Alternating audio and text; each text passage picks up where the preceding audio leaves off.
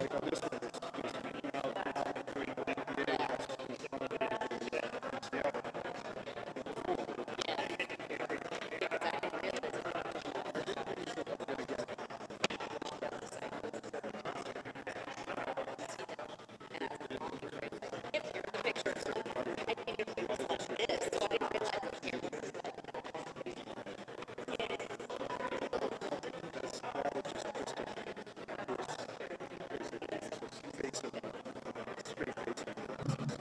Welcome, everybody. We're going to give everybody a few minutes to get settled, and then we'll get started.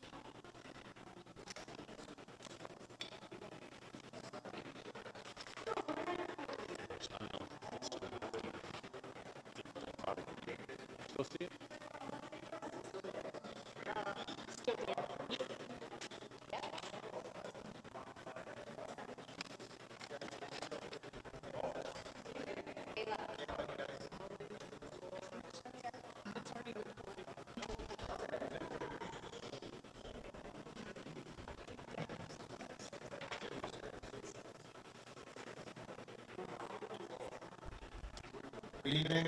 My name is Mark Hirsch. I'm Chairman of the Board of Water Commissioners. We did have this posted as a regular meeting tonight. Matt Woodward is away serving our country, and John Esposito is sick tonight, so we're gonna keep this a little more informal, and it won't be run like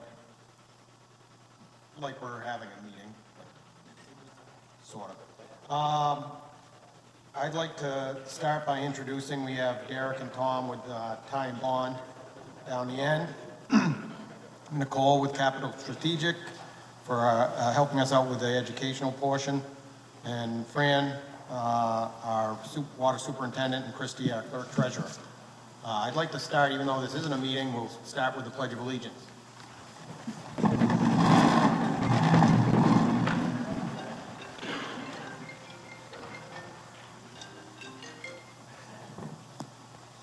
Pledge allegiance to the flag of the United States of America, and to the republic for which it stands, one nation, under God, indivisible, with liberty and justice for all.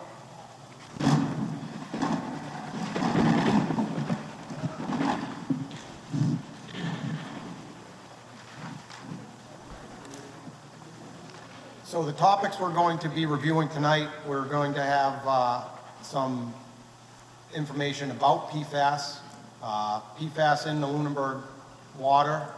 We'll have some education on private wells and things you can do. We're going to have a little bit of education about the Lunenburg Water District, our Water Management Act permit, our water supply, and then we're going to go over treatment options and recommendations. PFAS recommended treatment alternatives analysis, and capital costs and capital improvement plan to treat PFAS in the Lunenburg water system, and impact to the ratepayers, a schedule, a timeline based on the plan that we have proposed to us, and we're going to go over what happens if we don't proceed with this plan. We're going to start off, first slide, PFAS in the drinking water with Ty and Bond. Thank you. Derek Belanger from Ty and Bond will address this. So we're here tonight to talk about what is the problem, PFAS in our drinking water in town. PFAS, or poly or perfluoroalkyl substances, is a man-made substance that's used in many consumer products. Some of the most toxic ones, PFOA, PFOS, have been out of service and discontinued for many decades now, but there are many types of different PFAS. Specifically PFOA, PFOS, those compounds in drinking water, the EPA is deemed unsafe to drink. And Massachusetts ended up getting ahead of this curve here several years ago, establishing a limit of 6 of those PFAS with a limit of 20 parts per trillion. In April, early April, the EPA released a new maximum contaminant level, MCL, for PFAS, PFOA at 4 parts per trillion, PFOS at 4 parts per trillion, PFNA at 10 parts per trillion, PFHXS at 10 parts per trillion, and what we call Gen X chemicals at 10 parts per trillion, as well as established a hazard index for a group of these chemicals together when mixed. As mentioned, these are consumer products that are not naturally occurring, and those have made their way into your water system through different vectors over time, and now pose potentially a health threat in terms of long-term use in drinking water. I'll pass it off to Nicole for the next one.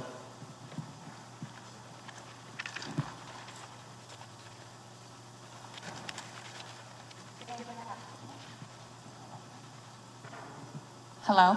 Oh, good. There it goes. Thank you for having me this evening. My name is Nicole Figueredo. I'm with Capital Strategic Solutions, and we're assisting with the community outreach and education. PFAS was widely used in industrial manufacturing in the 40s. It's in firefighting foam, it's in makeup, it's widely used in products like wrappers for fast food, pizza boxes, and things of that nature. And like our engineering team, Ty and Bond, have explained, that it breaks down over time into our food chain, it goes into our groundwater, and as it enters into those systems, what happens is we absorb it through drinking the public water, and it bioaccumulates in our system. Next slide, Mike. Yep. So why is PFAS a concern? Because it doesn't break down in our body, it just continues to build up, and it causes many health issues in which we need to be concerned about, and the DEP is concerned about. So some of those health issues include cancer, low birth weight in children, reproductive issues in men and women, testicular cancer, kidney disease, problems with your liver. The DEP is very concerned about it, as is the EPA. Because over time, as you're drinking water that has PFAS in it, you're putting it directly into your body, which is why they established the maximum contamination levels. Massachusetts was ahead of the curve. It was October of 2020 in which Massachusetts established its drinking water regulation, and then the EPA has followed suit in just this past April, dropping it down to 4 parts per trillion. So when you think of 4 parts per trillion, think of like a few grains of sand or salt in a swimming pool, an Olympic-sized swimming pool. That's what's entering your body. Ty and Bond, if you could go over how did PFAS get into the public drinking water supply?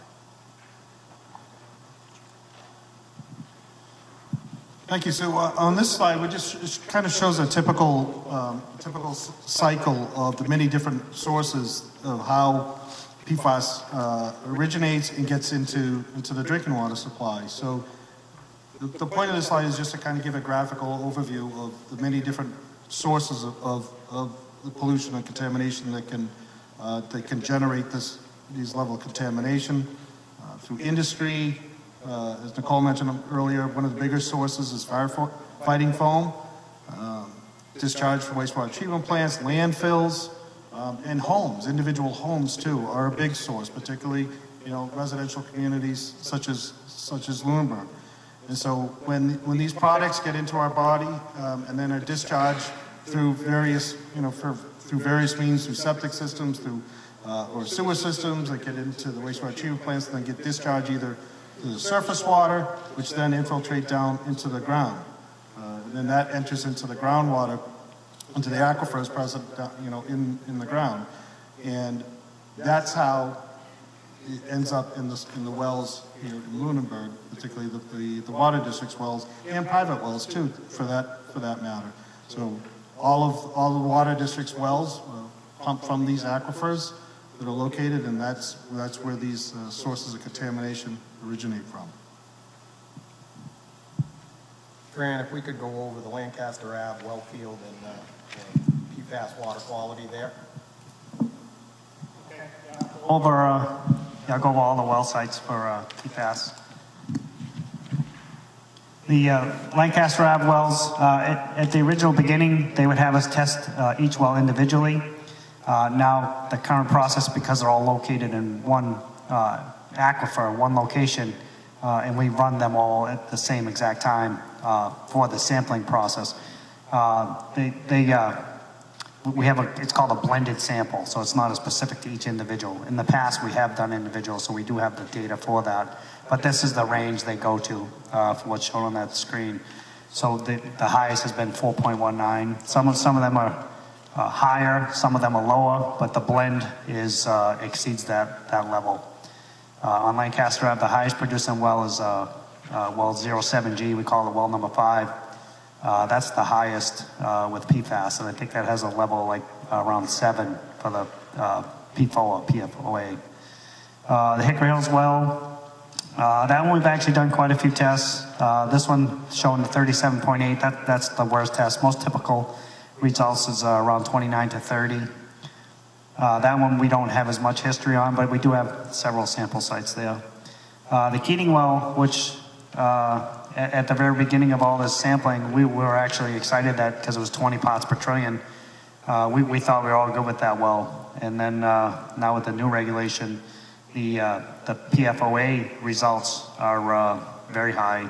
Well, they weren't in the past, but they are now. They exceed the 4 parts per trillion. So to pretty much sum it up, every location in Lunenburg has elevated levels. Thank you, Fran. So the Mass DEP recommends that even private well owners get their wells tested, especially if you live in a community or within a certain vicinity of a that is already tested for PFAS above the maximum contamination level. There are links on the DEP site to laboratories that are certified to do this testing for you. We will be posting them on the Lunenburg Water District's PFAS webpage so that you can just click and go into the DEP site. They recommend that you test your well once every 10 years after your first testing where it shows that you have a non-detect, which means that it shows 0 for PFAS. There are certain filtration systems that are recommended, including the granular activated carbon, reverse osmosis, or ion exchange resin systems for your home. Just be sure to check the packaging and make sure that it's an accredited body, such as the National Standard Institute that certified that filtration system removes PFAS from your system. We're going to open up at this point for any questions regarding specifically to PFAS, for any public questions that anybody may have regarding the chemicals and anything that we've gone over up to this point.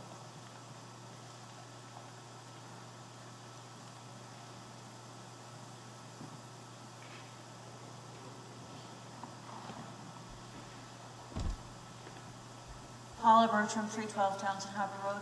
One of the questions I have is the proximity of a known toxic waste site. Would that impact potentially the PFAS level of a well site?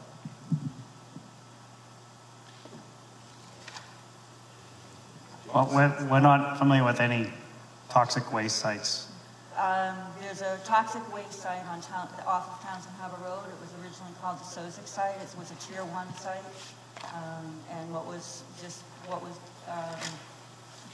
of was benzene, toluene, and xylene. Okay, none of those are related to PFAS, Okay, and that's that my site, question. the site is clear, from what we found out that it's a clear site. There is no longer a contamination concern there. But none of those are tied to PFAS.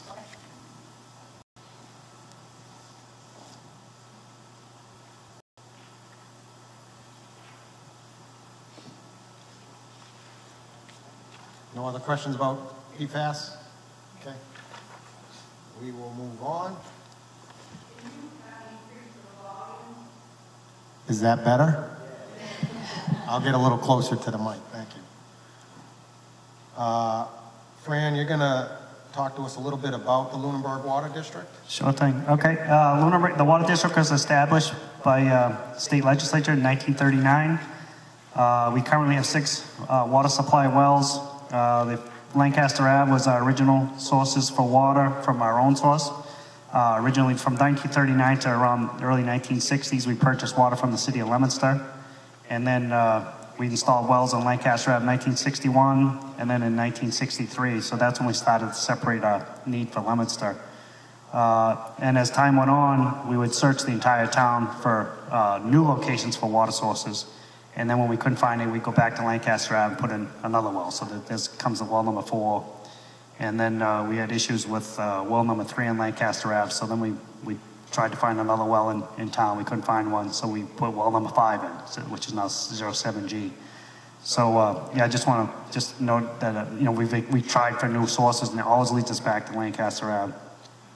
And it was the early mid-'80s. The town of Lunenburg and the Water District did a joint venture to look for sources of water throughout the whole town, not just in the Water District, everywhere. And that's where we actually ended up finding the Hickory Hills well location, and that was found in December of 1985. Then the Keating's well, that well was actually found and tested in 1975, but due to its location, where it was over 4 miles away from our water system, it took extreme circumstances to actually put it in. I mean, because we were running out of available sources of water. So the water system has 50 miles of water main ranging from 4-inch to 16-inch. We have 2,505 service connections, and we serve just a touch over 7,100 in population. And our daily average consumption over the course of the year is around 500,000. The typical average demands, load demands around 350,000. That's wintertime use. Typical peak during the summer is 1.2 million, and we have had a high of 1.4 million for the largest demand. So on the distribution system, so this is kind of like everybody thinks they're well, which water they're drinking from which well.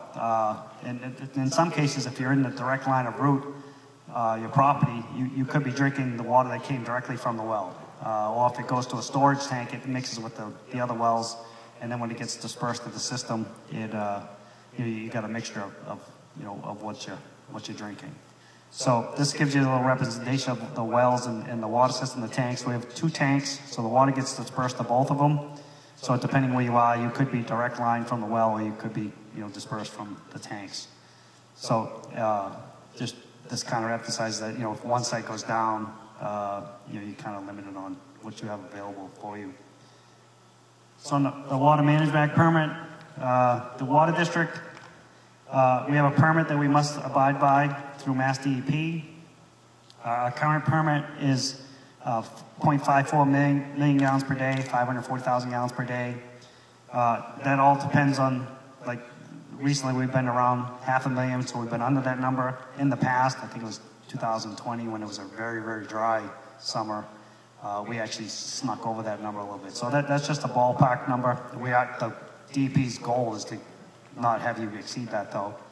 And the permit, they balance a variety of factors, reasonable protection of existing water uses, land values, investments in enterprises, reasonable conservation consistent with efficient water use, reasonable protection of public drinking water supplies, water-based recreation, wetland habitat, fish and wildlife, and then reasonable economic development and job growth. So there's one thing that this screen doesn't really get into. It's one of the part of the permit. The main focus usually they're looking at is the per person, the residential use. And the permit usually calls for 65 gallons per day. And that's where we have to figure out exactly how much water we fed the residents and what the population is. That's why we kind of know that 7,100 population, because we have to pass that on to DEP to come up with these numbers. Okay, so on the Water Management Act permit, the screen just showing what the wells are capable of pumping. You know, the Lancaster Ave ones are pretty limited on supplies. Hickory Hill's 0.72, which is 500 gallons a minute, and Keating Well site 1.44, which is 1,000 gallons a minute. So if we go to the next screen, the problem, one of our main concerns is the limited ability for well number 1 and well number 4 during the dry seasons. Typically when you run the well, the water table will drop and it will continue to drop as you operate the well. So the way we try to operate them now is we cycle them every other day. So we'll run them one day and then we shut them off and run 2 other wells the next day. So and that allows the water table to return. So that's why we say limited only for a couple days, because we only can do that. If we run them continuously, then they can't maintain the water levels, and they actually, we have sensors in them, they actually shut the well down. So the only well in Lancaster Ave that has abundant water quality is the well field. It says 05G, but it's actually, the code is 07G.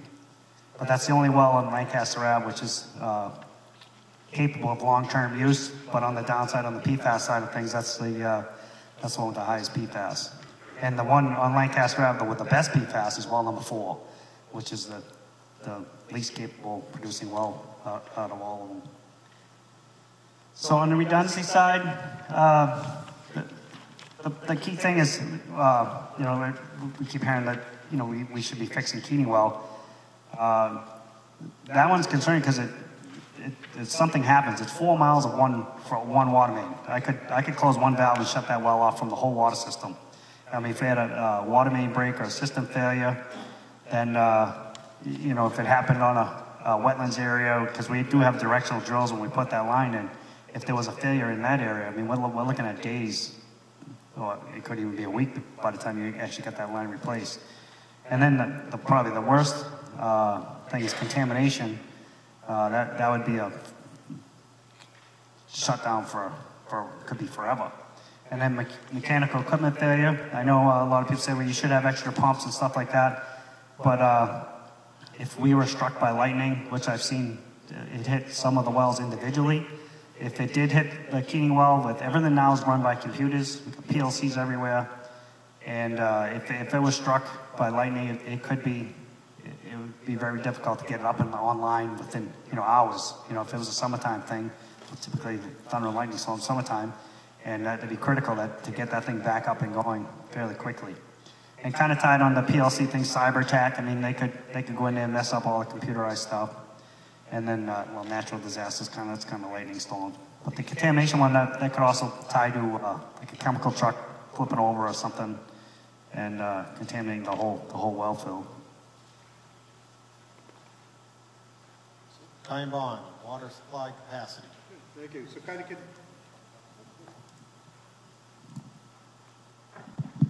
Thank you. So kind of continuing with what Fran was talking about earlier as far as the sources and the capacity. So when we look at the overall capacity of the district, we look at, you know, where the critical areas are. And so as Fran mentioned, the Keating Well is their largest source by far. It's 1,000 gallon a minute, or we look at 1 million gallons per day, 1.4 million gallons per day. So if the district were to lose that well or become temporarily inactive for various reasons, maintenance or others, that the district's ability to be able to meet their demands can be compromised. And in particular, then you look at what, you know, the other 2 sources that are available, and that includes the Lancaster Ave wells, which those wells have limited capacity, particularly wells number 1 and 4, which have a total capacity about just under 500,000 gallons a day. They can only operate realistically for 2 to 3 days before they need to be rested to be able to recharge and be able to continue operating. So those are not 24/7 wells that the district can just turn on and let it run continuously. So when we looked at their current active sources and their long-term ability to meet the demands, we recognized how important it was to restore the Hickory Hills well, which has a capacity, as was shown here, 0.7 MGD, about 600 gallons a minute. It's critical for the water district, as far as providing resiliency and redundancy in their water supply. It's a large source. It's a permanent supply, and it's critical for the district to be able to reactivate that source. So on this slide, it's just kind of similar to what we looked at before. It just kind of gives a typical hydrologic cycle. It just kind of shows how the groundwater and how the aquifers are recharged. So most folks have probably seen something similar like this over the years or through research, but it's groundwater, precipitation comes down either through rain or snow melt, comes down through runoff, gets down into the groundwater table, infiltrates down through the overburden layers, and then helps recharge the aquifer, which is the source of all of the water district's wells. So we looked at, as far as the district's plan, how to move forward, and what are the alternatives. And there's always when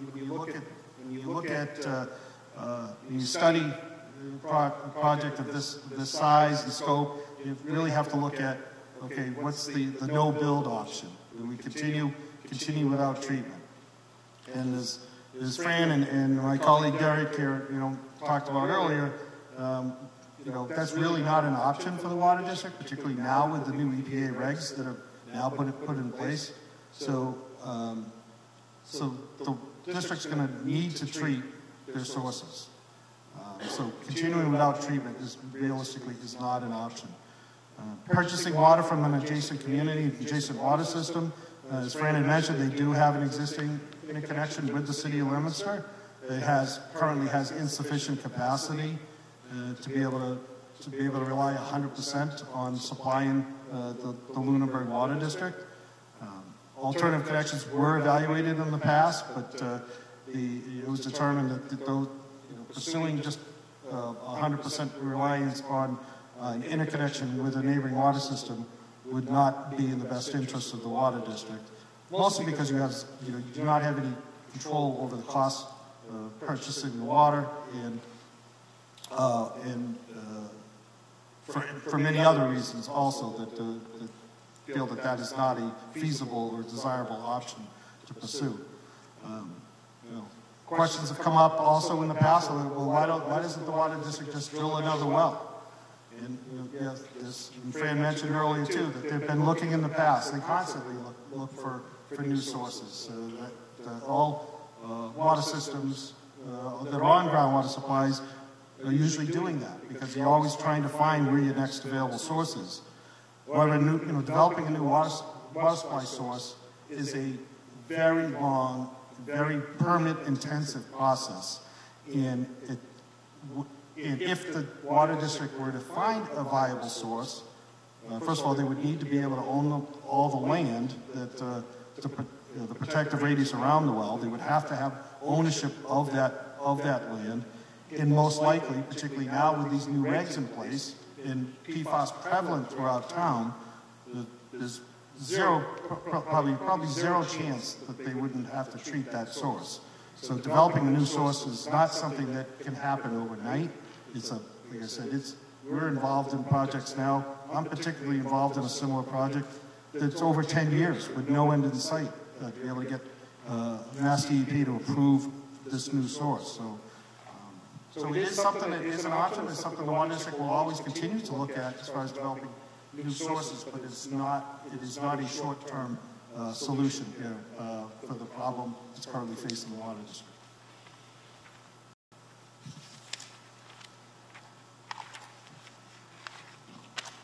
So as part of what we did as far as looking at it from the master plan perspective, as far as what would our recommendations for treatment.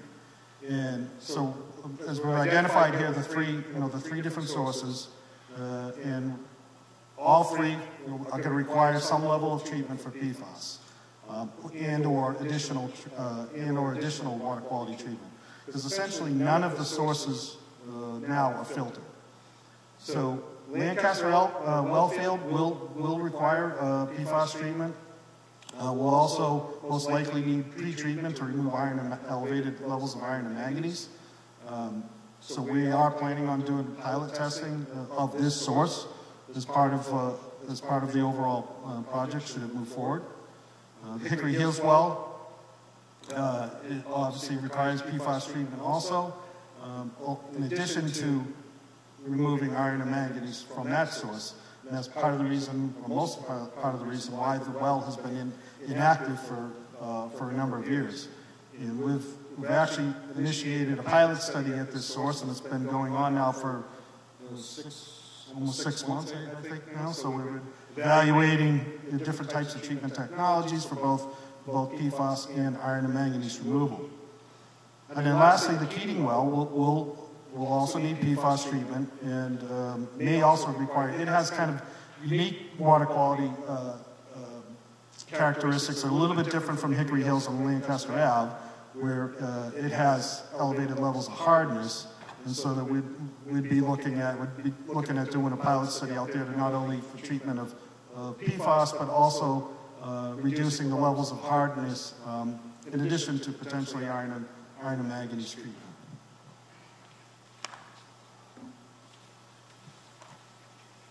So with that in mind, we came up with kind of three different approaches here on how we could treat what would be the most effective treatment program for the water district. The first would be what we call decentralized treatment, which essentially would be constructing a water treatment plant at each site. There would be three full-scale water treatment plants. That would provide the most system resiliency, but it would also provide the highest capital and operation and maintenance costs for the district. We looked at another option where we would just construct a single treatment plant, what we call a centralized treatment plant, and pipe all of the sources to this single location and provide all of the treatment at that one location. That could have the potential to result in lower capital and operation and maintenance costs, but it would require the installation of an extensive amount of what we call raw water transmission mains, which these would just be dedicated pipes that would be installed in the roadways from each site to that centralized location. We're estimating right now that would be probably at least 7.5 miles of transmission main.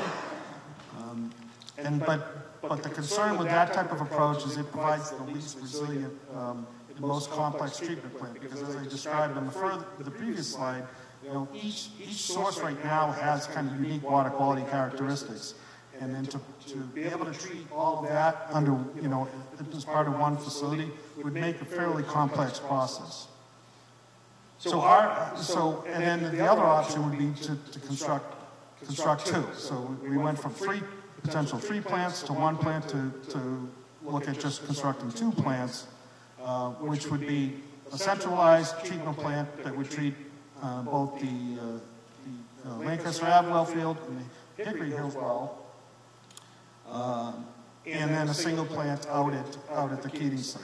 So under this concept, it would provide the most resiliency for the waters, or provide a higher level of resiliency. The transmission main component of it would be less than a centralized treatment plant. Approximately just under 4 miles of transmission main to pipe one source to the other to the location, and based on our estimates at this point, we think it would provide the lowest capital and operation and maintenance costs when compared to a full decentralized treatment plant.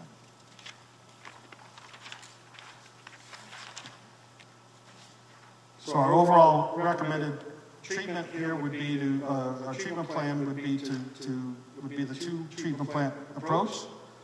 So as I mentioned, the centralized treatment plant, the larger would be at Lancaster Ave. That would treat both Lancaster Ave and Hickory Hills well. Second plant being located at the Keating well. So kind of a lot of the issues that I described earlier, but some of the reasons for coming up with this conclusion is it's less expensive than constructing plants at each location, provides more resiliency than a single plant. The district doesn't have to purchase any of the land. They have enough available land in suitable areas for construction at their existing sites. It does address, as we originally were looking at, potentially constructing a site at the Hickory Hills location, which has limited site availability, so this would address that. There would not need to be any additional structure constructed at the Hickory Hills location. It would also eliminate the chemical deliveries that were occurring when when the Hickory Hills well was active. So under these scenarios, all the chemical addition would occur at the treatment plant. So that would eliminate the need to be delivering chemicals and adding chemicals in at the Hickory Hills site. And some of the other issues that would minimize the impact at the Hickory Hills location. So we would essentially only be installing a dedicated transmission main from that existing location to Lancaster Ave. So we would install a new water main along the roadway out to the new location, and then we would just do some improvements to the pump station itself. It's over the years, it needs a little bit of TLC on the exterior. So very limited amount of construction activity would occur at the Hickory Hills well site and pump station, but then within the roadway there would be construction of a new transmission main.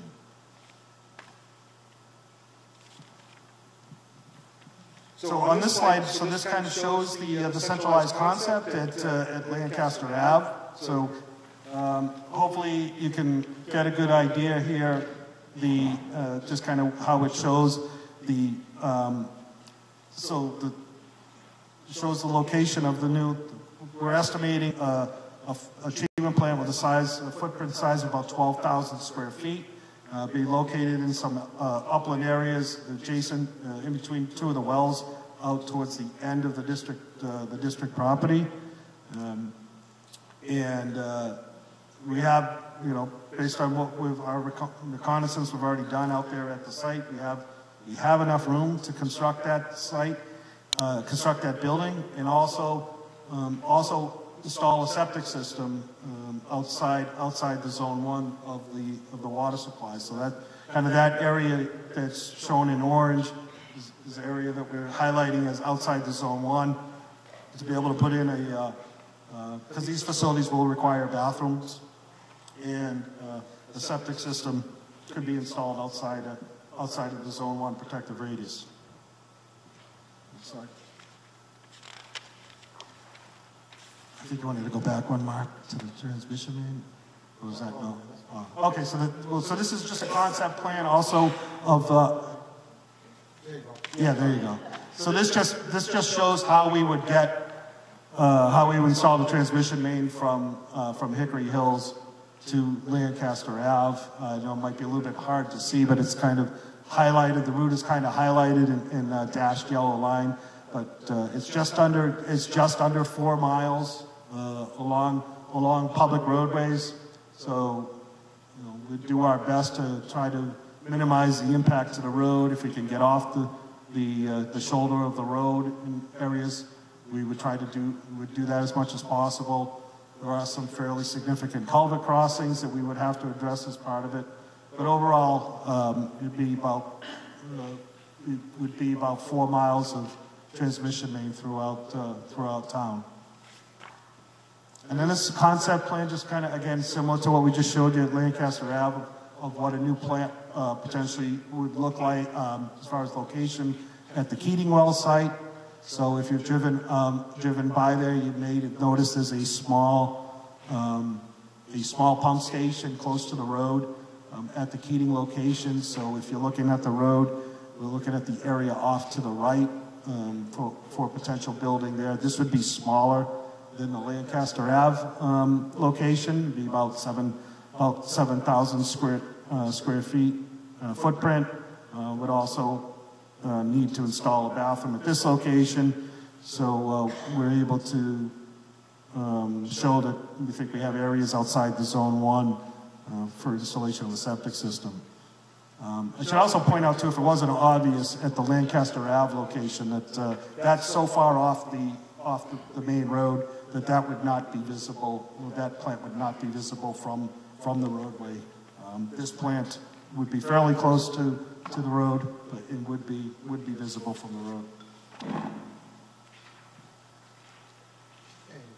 Fran, if you could go over the PFAS capital improvement plan? Okay, so the first line item on is the Hickory Hills well. That one, money was already appropriated for $350,000 to do the pilot testing. Just to update that's being finalized this week. All the equipment is going to be relocated to Lancaster Ave for that pilot testing to begin. That'll continue with the same media as what Hickory Hills was, just to make sure it's all adequate and it'll work for the Lancaster Ave wells. Also, the Keating well, that one's, the pilot test is ready to go for that one as well. There was some things that was put in there from the DEP in the permit, which had some pretty high costs in it. So the engineering firm's trying to discuss that with DEP, see if we can kind of modify that permit a little bit. So on the budget side, those are the pilot testing for Lancaster Ave and Keating. Those are $200,000. One of those was appropriated from district funds, and the Keating well that was appropriated from the ARPA fundings from the town. The Hickory Hills and Lancaster Ave water treatment plant, the proposed budget for the construction of buildings, $24.8 million. Contingency and engineering, $7.5 million. So the total cost of $32.2 million, which is what this whole special meetings is to appropriate the funds to do that, or to accept the funds from the SRF program from Mass DEP. And then the Keating water treatment plant, that's $9.4 million for the construction cost and $2.8 million for the contingency and engineering, bringing the total cost to $12.2 million. And then the most disturbing cost is the total cost of all it. It's $45.15 million, which is pretty insane to think about for a little rinky-dink little Lunenburg. So on the preliminary budget, the next screen, I spent so much time on this thing. Everything kept changing, 20-year, 30-year, principal forgiveness, 6.6. Now they're already cut it down to 3.3. So things keep changing on this thing. So the main one is the very top line, the Hickory Hills well, the 93.32. That's if we just did a treatment plan for the Hickory Hills well, and that was 0% for 20 years and 3.3% principal forgiveness. From what we're told, that's the minimum amount. So we anticipate more than that, but we don't know that number, so we won't say what it actually is because we don't really know it. But the difference between a 20 and a 30 is pretty significant. So 93.32 for 20 year and 62.21 for the 30 year. But in the focus of all this isn't just to do the Hickory Hills well. We're tying the Lancaster Ave wells to this treatment process as well. So the main one to look at is the next line, the Hickory Hills and Lancaster Ave wells. So if we did a 20-year loan, and this is quarterly impact to every customer if we just divided the customers out, and it was $155.69 versus the 30-year at 0% is $103.79. So it's a pretty significant decrease in the cost to each individual person if we go to the 30-year term. The Keatings well, we didn't do SRF funding. The pink numbers are all bonds if we went for a bond. And we talked to our financial consultant, and they felt for a 20-year bond, we should use a 4% rate, and a 30-year bond use 4.25. So this is their numbers, what they recommended for a bond rate.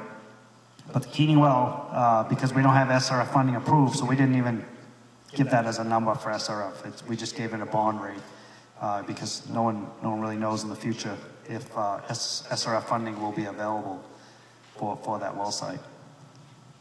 So the total impact, if we did 0% SRF for Hickory Hills and Lancaster, and then the Keatings well was $177.23 for 30 years to treat all of the sources in Lunenburg. That's per quarter, Fran? That was per quarter, yes. That would be above from what you pay now. It's a significant increase. It's pretty incredible to think about. If I could get Ty and Vaughn to go over the schedule as it relates to the SRF funding and appropriation deadlines. Okay, thank you. So we submitted an application to the SRF, State Revolving Fund Program last year.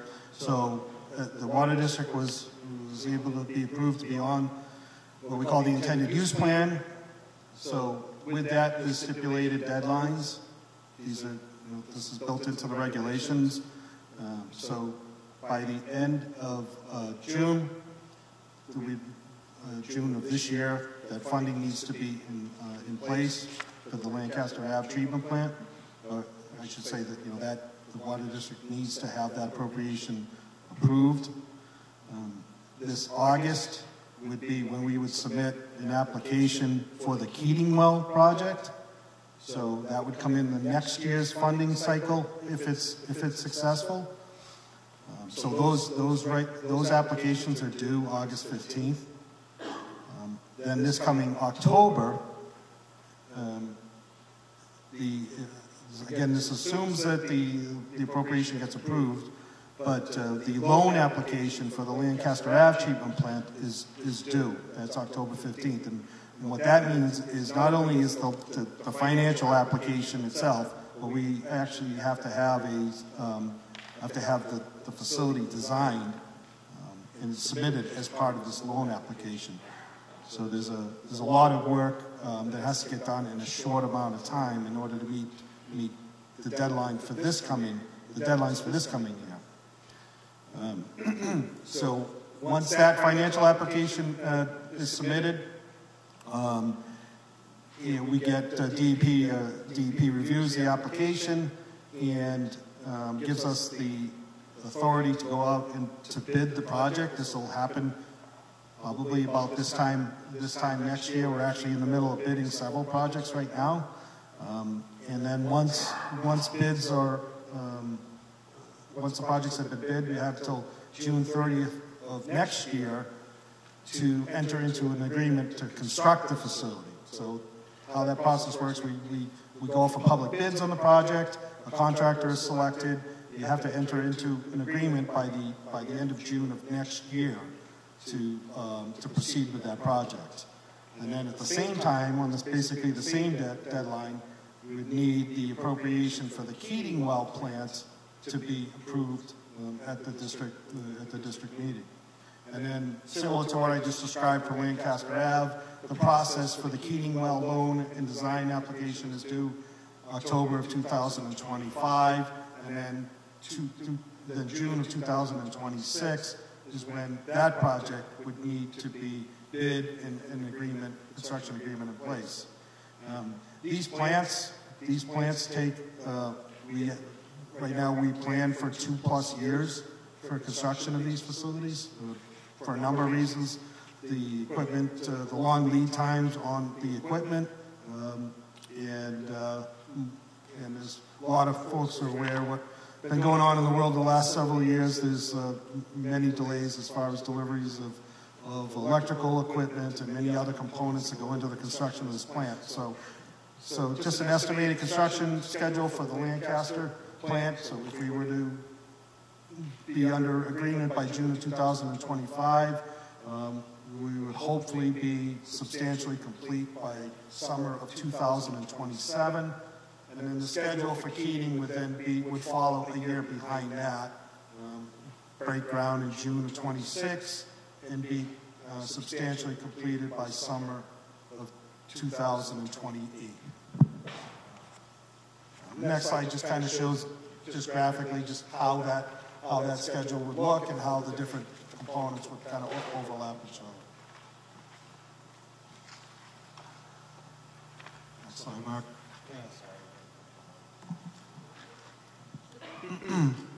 So we just want to just touch briefly on what are the risks from delaying and not proceeding with any of the items we kind of talked about. So kind of as Nicole talked about, the health impact, addressing PFAS is critical in the drinking water. And EPA is now with these mandated regulations and MCLs, they're giving water systems 5 years to meet those regulations. So health and environmental priority is the highest in protecting the public health here in Lunenburg.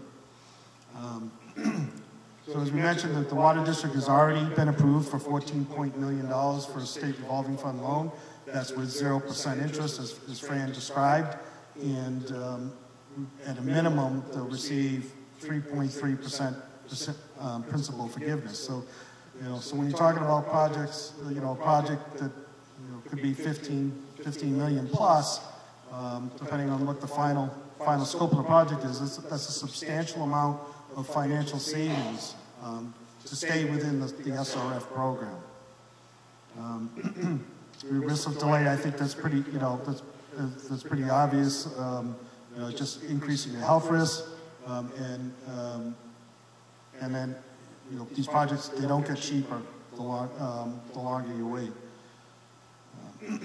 Just here in Massachusetts alone, just to give you an idea, I mean, Lunenburg is not alone, and I'm sure if you've been reading what some of your neighbors doing, a lot of your neighboring communities are all in a similar boat here. Here in Massachusetts, there's 181 public water suppliers that are impacted by these PFAS, PFAS regulations. So there's going to be a lot of, there already is a lot of competition for these available funds through the revolving fund program. Lunenburg was fortunate to get on this past list. Future, as Fran had mentioned, when we apply for Keating Well, there's no guarantee that we'll be successful because we're going to be having so much more competition. Now that these regs are in place, there's so many more communities that will be, that will all be fighting for a limited amount of funds. And then nationwide, EPA, estimates there's approximately 66,000 public water systems that have to deal with similar issues that we're dealing with here in Lunenburg. And so again, these are federal funds that gets distributed through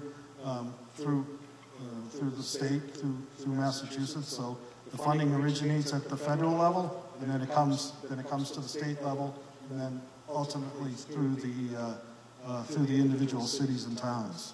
So again, it's 5 years that is required to comply with the new regs. So these types of projects, we hope you'll understand, 5 years is not a lot of time for us. These projects take almost 2 years for the planning, design, and permitting just to be able to start construction, and then there's 2+ years of construction. So 5 years, unfortunately, is great that they're given at least that much time.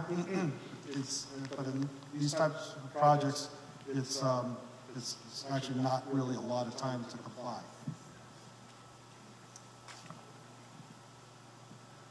So Fran, why was Hickory Hill selected for the loan application if it has the highest level of PFAS? The condition of the Hickory Hills will prioritize Mass DP's funding. I'm not going to read the thing. The main focus was it exceeded the PFAS levels of 20 parts per trillion. The old rate, the new regulation was 4, so that opens it up to numerous other towns and cities in Massachusetts. But that one exceeded it already, so that allowed us access to the special funding.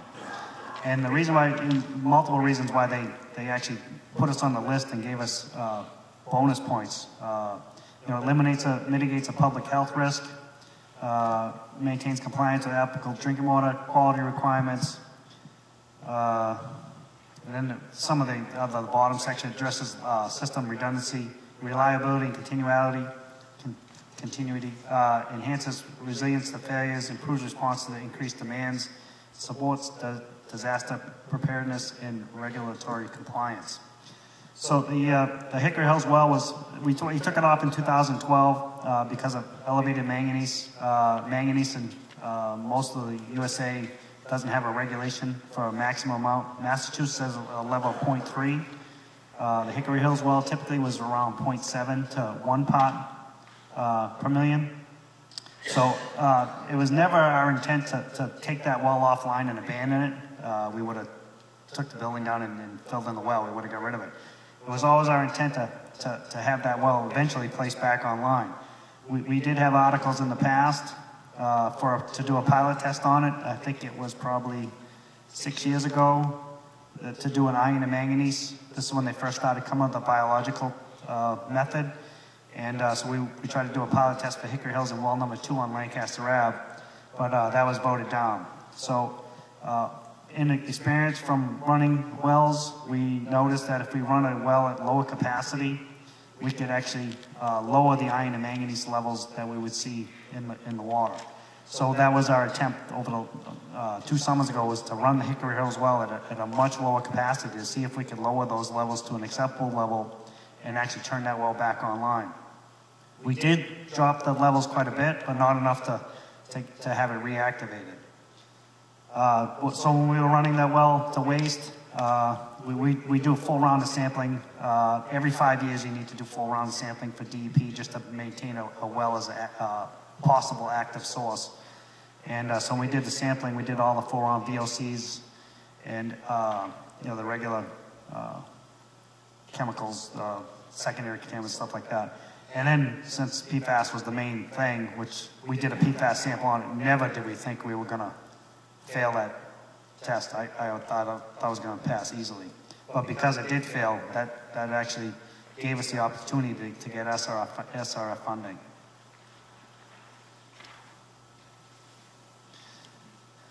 So I mean, it already came up once, the Superfund, the old Solzic site on Towns Harbor Road. I know the chemicals that are listed in there, we've actually tested those in the water at the Hickory Hills well. Every VOC sample we tested had a no detect. It was a perfect sample result for that well that there was no chemicals found at all. So then we started looking into that site more so and found that the site is clear. It's no longer a chemical waste site. It's clear. It's no concern at all. If Ty and Bond could talk about the Lake Association regularly treats for nuisance vegetation, weeds in the lake with chemicals. Does this impact water quality for the well or affect them treating the lake?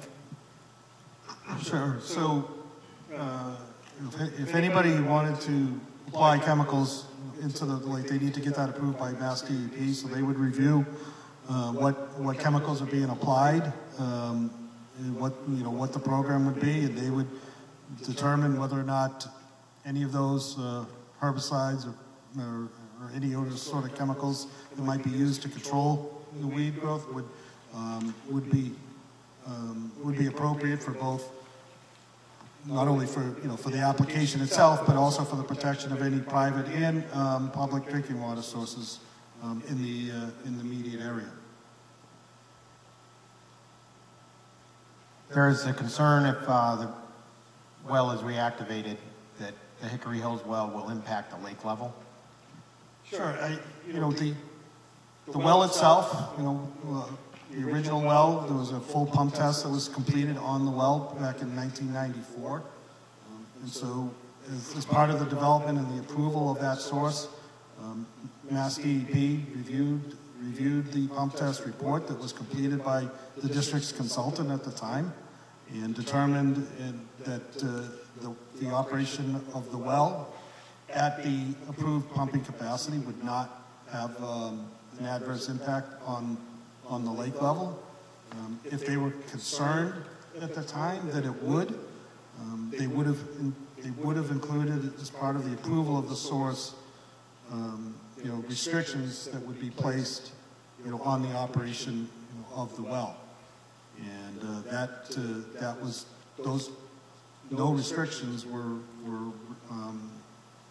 included as part of the original new source approval for this location.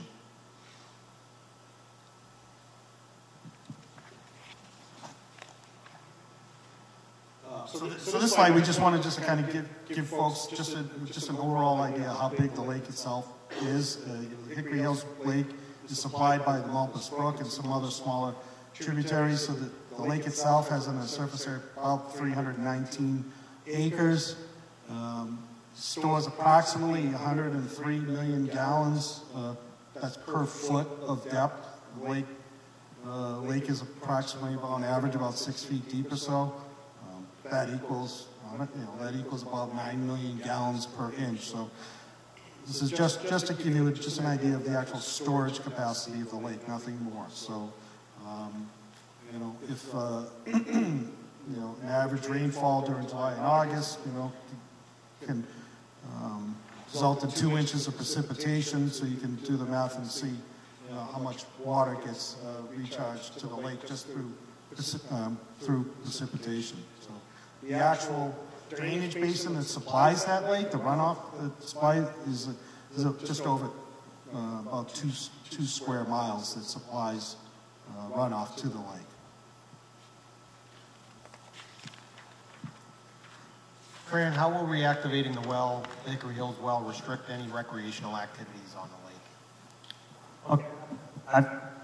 I've spoke to Mass DP several times over this exact concern, and there will be no impact to the use of the lake. Our responsibility is just to control and the land area, not the lake area. So the 400-foot radius, although it extends into the lake, we are not required to have any restrictions at all on that.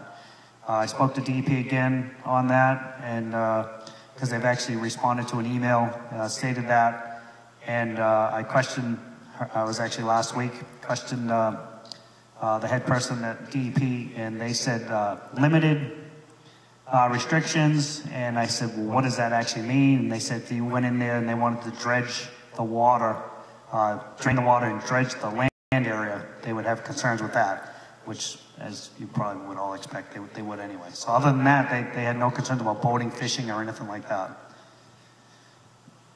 So next one. To protect the interests of the Hickory Hills neighborhood, the Lake Association, would the district enter into a legal agreement implementing pumping restrictions at the Hickory Hills well? Yeah, we've been saying this for years. We try to come to agreements. We're all for doing an agreement. I have no concern with setting up a policy of, limited run times during July and August, or August, September, whatever people agree to. We just need to set up some guidelines. We can't set into a legal agreement with a private organization, but we can do guidelines. So we can set up like a little policy, where we monitor, like say maybe May we sit down and we come up with an operation plan.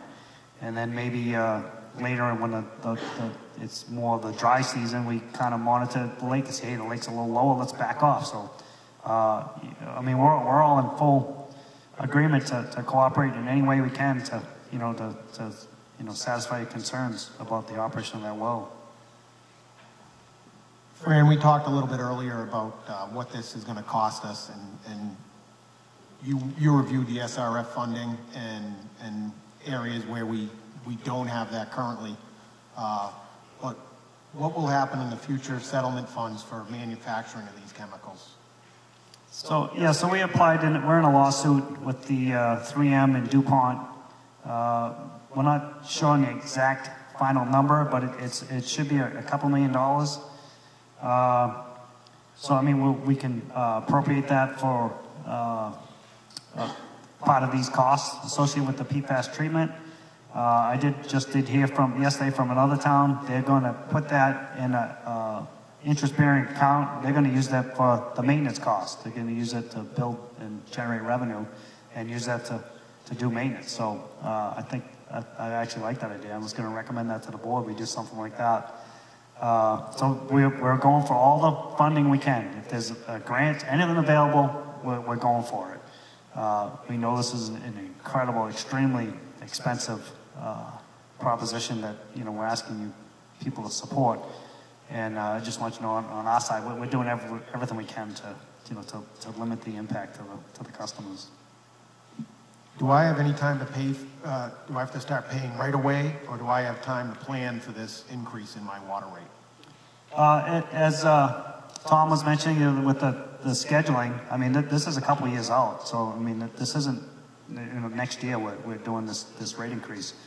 I would say probably more likely in probably 3 years, probably a more likely time that you'll see this rate increase. I mean, because it's an SRF program. I mean, so the SRF gives you a temporary borrowing, so we can use their money to construct the facility, and then the final loan payment is when we need to come up with a plan how we're going to pay for it. Thank you. At this point, I would like to open up to any questions from the public. I'll do my best to direct them to who will answer them. Doug McQuaid. Is that on?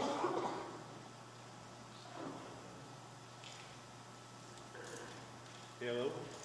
Now? Yep. Here we go. Doug McQuaid, 30 Cushing Lane. As far as that funding, and you're talking about you're going all avenues, my thought would be to contact the Attorney General of the state of Massachusetts and all these other towns to go for a class action suit. It seems that if these PFCs and whatever got in there, somebody at some point in time knew it was going to be a problem. They did know it was going to be a problem a few years out. There still is a problem. They say that smoking is a problem. They went after the tobacco industry. Maybe they should go after the plastics and petroleum industries for putting this stuff out there in the first place. So maybe somebody should be contacting the Attorney General and find out if there is room for a class action suit. Fran, if you want to review, I think we talked about we are part Yes, of one. so we are in a class action lawsuit. The different parts of the country did it different ways. Massachusetts did not decide to do a class action lawsuit, so we joined another group with, I'm not sure how many towns are in it, but there's thousands of towns. It's a big, giant... Well, I mean, if the state is putting forth these regulations, then the state should be looking into all avenues of revenue to pay for the regulation that they want. Like I said, calling up the Attorney General's office and saying, hey, wake up and get ahead of this. We're already starting on our own. Maybe you should be doing it also.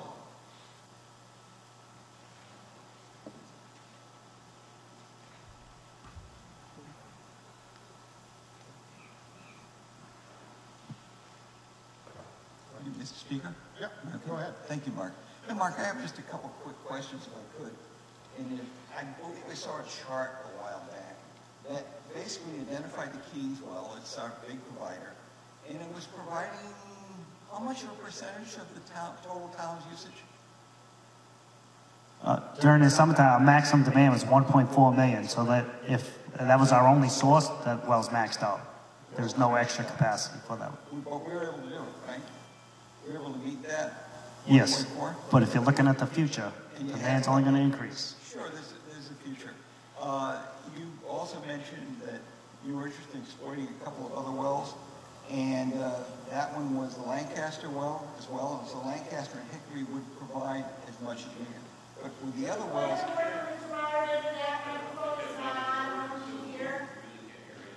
Jack, can you get, Mr. Abbott, can you get closer to the mic? Just make sure it's on. It says it's on. There you go, you just got to get nice and close to it, intimate with the mic. I do that all the time. Thank you. Sorry about that. Okay, so I think with the two wells that we've got going, essentially the Keating wells, it would seem that 99% of the time, or some higher percentage of the time, they're sufficient. And if we got in trouble, we had another well to back up to. But we also have an adjoining town. There was discussion with regard to, well, if we had to, we could run some lines from the other towns in the case if we had a mass contamination issue. You know, the cyber attack, that's going to take your whole system down no matter where they are, so that doesn't really count. So we could come back and go to another town if we were in trouble. And I feel like we ran over and spent a pile of money exploring Hickory Hills when we really have to, was that understood that there are other alternatives. Now you're coming back and saying we're going to get a great deal because we've got interest previously approved, but you're trying to sell me a car that I'm not so sure I really want, and it's more than I want. And to tell me to come back, well, it's going to be interest-free, I'm still buying a car I don't really need. So I really would like to see some more data with regard to the alternatives and what we could do with other surrounding towns if and when we get in trouble.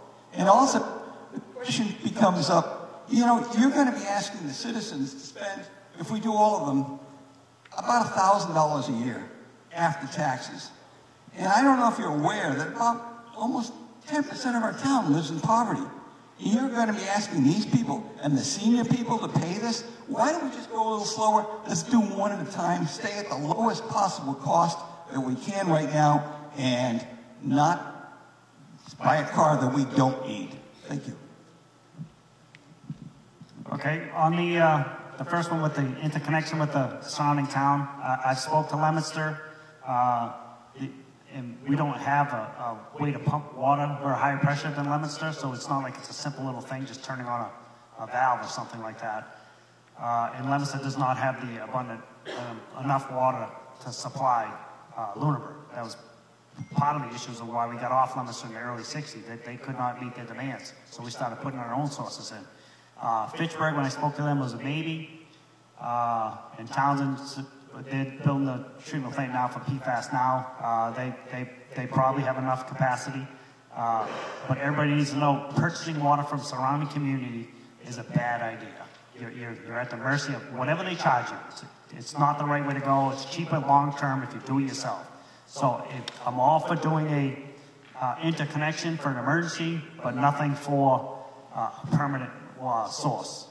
We started that way, purchasing from Leominster, and it didn't take long for us to figure out that's not the right way to go.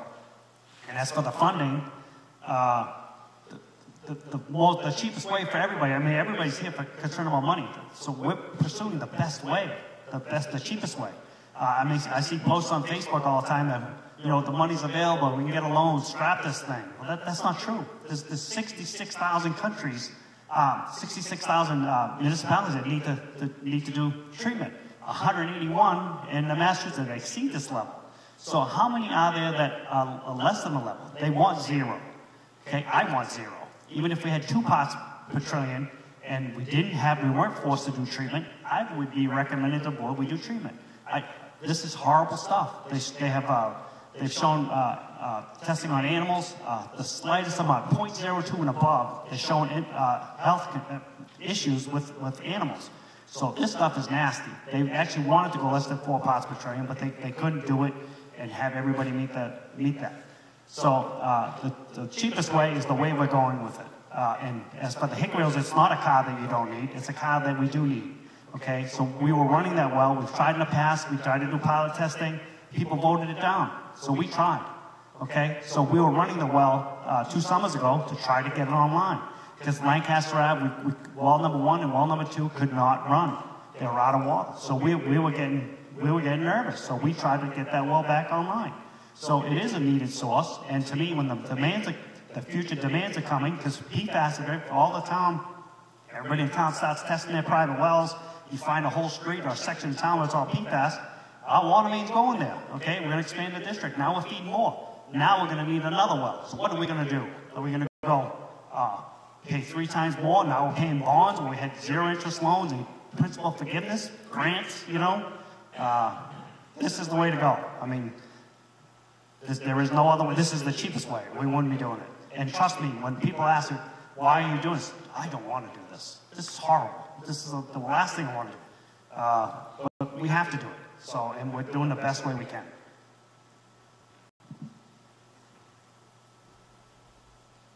Sir. My name is Eric Arnold, 105 Hemlock Drive.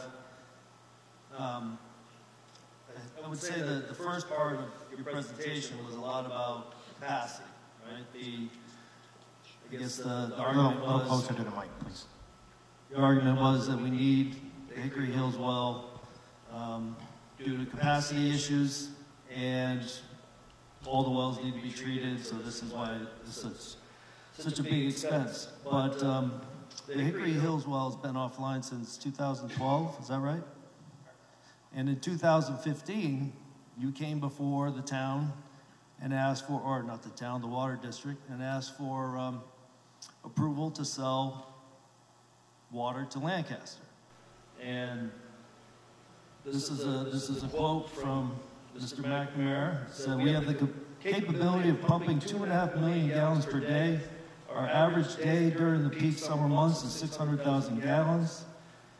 He said, noting the town's overall average is 450,000 gallons per day. I don't have any concerns, but I understand why some people would be concerned. Of those, that average of 600,000 gallons per day, is that about accurate now in the summer? Summertime, it depends on how dry it is. I mean, I've seen, I would say, a more accurate summertime use right now because everybody's going crazy with the green lawns. I would say probably 800,000 is more accurate for an average day. But I've seen plenty of days where we pump 1 million, every day. So on the Lancaster thing, people only want to read little pieces of it. There were 6 potential well sites in Lancaster. My intent was only to feed Lancaster until we got one of those wells online.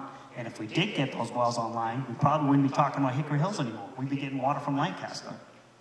But you said we have the capacity to pump 2.5 million gallons per day. Is that accurate?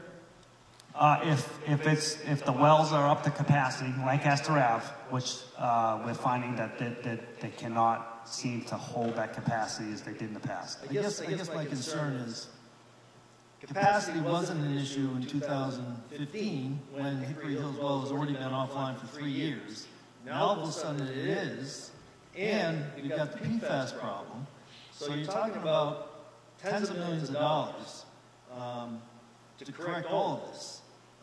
And I know you presented a few options, but why isn't there an option that doesn't include also the additional expense of putting a well that we're not even using online? Why isn't there an option to treat the water we are actually drinking and not spend millions on Hickory Hills, at least yet, since we don't need it? All right, so if you ask me, so let's say we have 3 locations. We have Keating's, Lancaster Ave, and Hickory Hills. If you want me to pick the 2 wells that I'm going to treat, it's Hickory Hills and Keating's. Those are the highest producing, highest, I could run those 24 hours a day, full capacity. Hickory Hills produces nothing because we don't use it.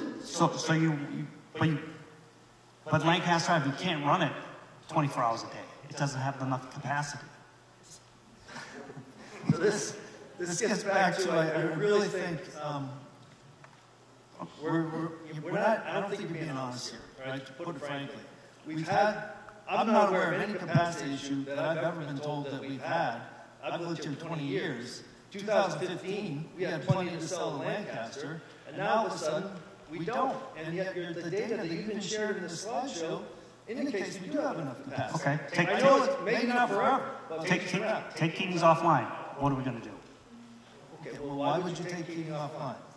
Well, like we went through in the screens, contamination, failure, maintenance. That well goes down every year for 1 month. Then what are you going to do if Keating goes offline and our $1 million Hickory Hills thing goes offline? I mean, yes, there's all kinds of problems. But like many have suggested, you work out an agreement with Fishburne or Leominster, and yes, that might cost money, but I guarantee it's going to be a lot less than $40 million that you're talking about, right? I mean, when you say it's expensive, and yes, you don't have control, but the point is, that's just for an emergency, right? You're talking about we need to spend millions on Hickory Hills for an emergency. Is that correct? An emergency capacity issue? Well, we've tried to get the well online, so I know. I guess what I'm saying. No, because we had issues with Lancaster Ave.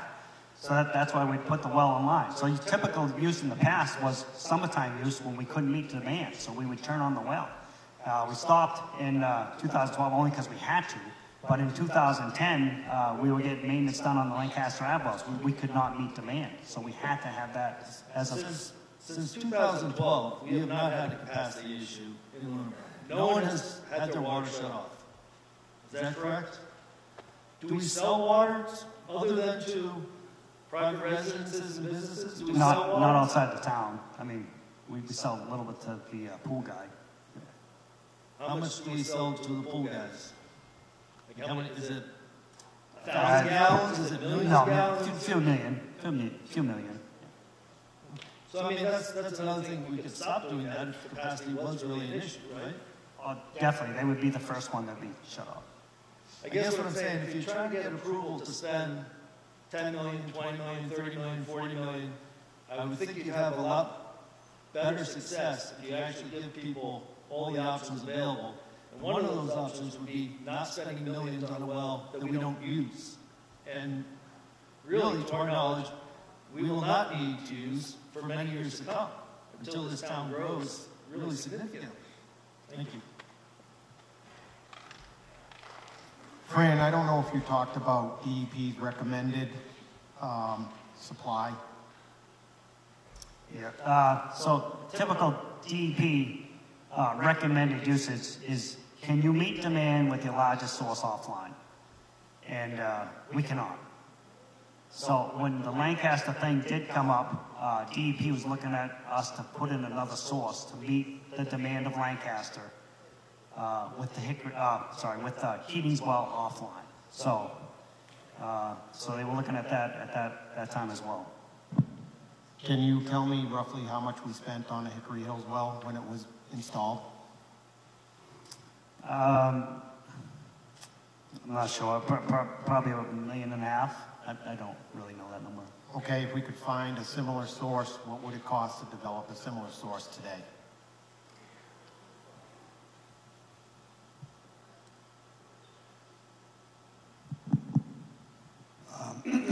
Well, I mean, there's obviously a lot of factors into it, but I could say it would be substantially more than $1.5 million.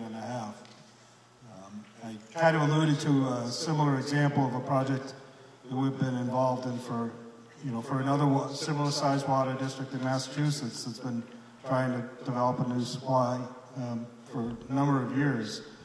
And when we first started planning this, and this was prior to PFAS, we were estimating that it was probably a project that was going to be in the order of $3 to $5 million. But now, with treatment that's going to be required, that project cost has easily tripled. Easily. The development of a new source is, as I said earlier, is a very time-consuming, very complex permitting process. But it's in the several $1 million range just for a straight untreated supply, let alone adding all the other potential required treatment. And there's no SRF funding for a new source, correct? Well, with the current demand for SRF projects, those are the highest priority. Those are the projects that are essentially using up all the available funds. So for that specific type of project, it's unlikely that it would get on the funding list if it doesn't have a PFAS component to it. Is probably maybe a better way to explain that. Another quick question for you, Tom, for Ty and Bond. Let's say we decide to delay and maybe treat one source now and, wait a while and treat another source. Do you see anything that is do you see the funding need to be less or increase? So if let's say... You're talking about what you've already been approved for? Well, let's say we, go off script, we're going to just treat Keating. And there's no guarantee right now on the SRF funding, we'd have to apply again. It would delay the timeline. So now change the plan, we treat Keating and we treat Lancaster Ave, and then somewhere down the road, we either have to get another source. Do you see us spending less than $45 million? Where we're sitting here right today, that's probably unlikely. Probably likely to cost more money by delaying. If it's if you're trying to compare the plan that we presented here today and try to do it many years later, yeah, most likely that would be a higher cost. Thank you. All right, I'm going to go back to the public, and I'll go over to this mic here. Ms. Pease. Joan Pease. I have a couple of clarification points. Mr. Mahoney, you said all of the piping will be on public roads from the Hickory Hills well to the proposed treatment plant in Lancaster. There will be no private roads the piping will go on. You said public roads. Yes, but in addition, we would need, I also mentioned about getting the transmission main out of, from Hickory Hills out to Lancaster Ave. Right. And Superintendent McNamara, you may use the word grants twice. To my knowledge, there's no grants available. There are loans. I'm not aware of any federal, state, or local grants. No, I was referring to principal forgiveness. A lot of people don't understand that. So to me, that's money they're going to give us. Okay. So to me, I just say Just grant. clarification. I want to make sure I always understand. The good news is that our active wells that we're presently getting water from are just, to quote Mr. Sirocco, Engineer Sirocco, a whisker above the new limit. So our drinking water in this town, we're in good shape. A whisper of poison is still a whisper of poison. I don't believe we said we were in good shape. No, You're exceeding the limit. This is horrible. Can I finish, Mr. Meyer? Well, you're trying to explain something to somebody who's not here tonight, trying to tell the public something that he did not say. Who? Mr. Sirocco. Oh, it's on the videotape. You can watch it. It's the meeting that we had at the town hall on November of 2023. It's on YouTube. So it's not a panic for me personally that the water I've been drinking is really bad. Could be better. Yeah, everything could be better. I've had an opportunity to look at the DEP sanitary survey. The DEP sanitary survey is a review of every water district that has a public drinking water district in Massachusetts. And it's done every 5 years on every public drinking water site. And they go through a whole list of things that they review the water departments from. And I'll have to say, I've looked at other water departments, and our water department came out much better than other water departments. Very few violations, so nice job, Superintendent. But one of the things on that sanitary survey that was published December of this year, so less than 5 months ago, they say, does the district have sufficient redundancy to meet the Massachusetts standards? And on our December 2023 sanitary survey, it says yes, the Lunenburg Water District has sufficient redundancy to meet anticipated problems. Now, you can always say, well, what if a nuclear bomb falls on it? Yeah, I mean, there's always what ifs. But for me to have that on there is sufficient. And so I see the plan presented tonight as bringing forward to us to vote on 2 separate issues. One is, yes, we have to treat PFAS. The other is, do we need an additional well for redundancy? And I personally, after studying the DEP reports and being with neighboring towns, discussing it, I don't feel we do need the additional redundancy. And I think that that brings up the cost of the project substantially. So I want to see Keating treated, and I want to see Lancaster treated. I'm glad the water I've been drinking is not horrible. Yeah, it needs to be better. That's agreed upon totally. But Mass DEP did qualify us on the sanitary survey this year as having adequate redundancy. Thank you. We're going to, okay, we'll slide right over here. Okay. No. I'm very sure. Thank you. My name is Andy Starbaski. I live at 8 Windsor Green Court. I've been in town for about 3 years and been following this very closely. And I want to remind everybody how we got here.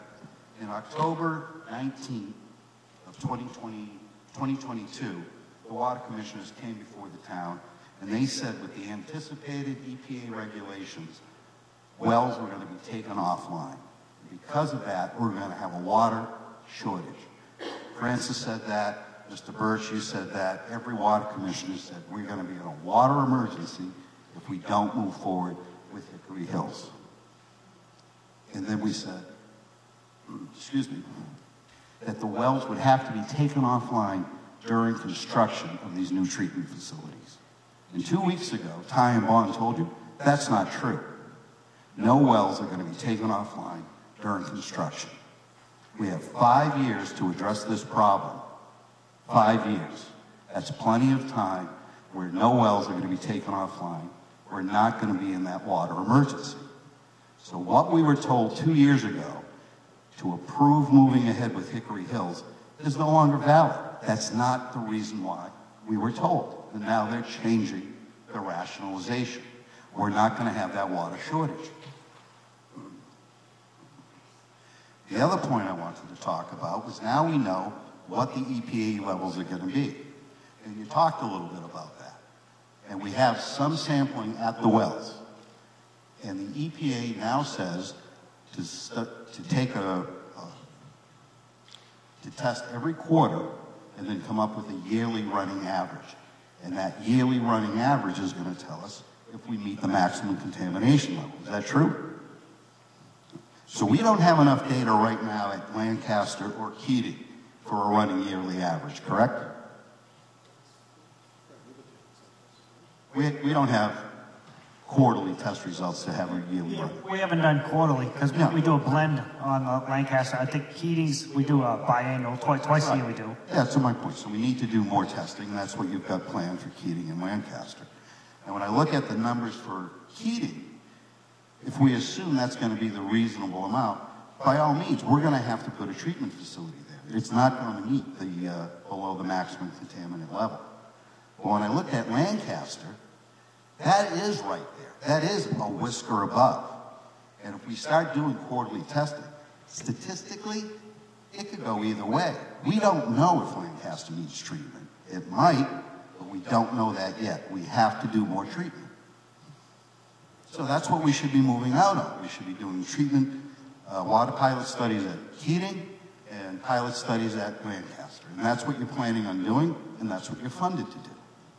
But what you're asking us to do is in 3 weeks to vote to approve $32.2 million to put Hickory Hills back online and build a 12,000 square foot facility at Lancaster, and we don't even know if Lancaster's going to need treatment. That doesn't make any financial sense. You talk about principal loan forgiveness. At 3.3%, at the $14.9 million, that's less than $500,000. At 3.3%, at $45 million, that's less than $2 million.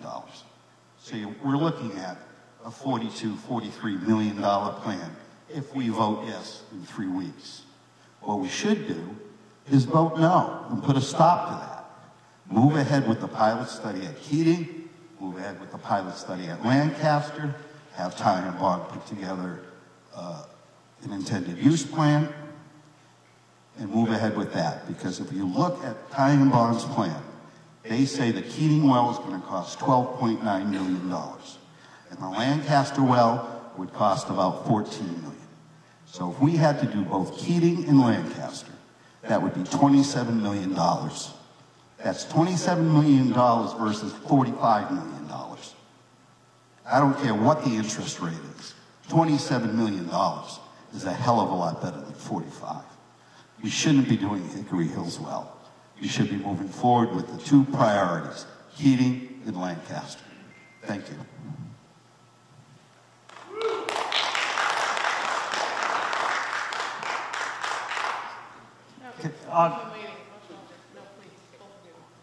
Can I just make a comment on that? I mean, when we do the numbers, budget numbers, if we look at doing bonds, because once this new regulation comes in and everybody's applying for this money, when we start doing bonds, those interest numbers do become very...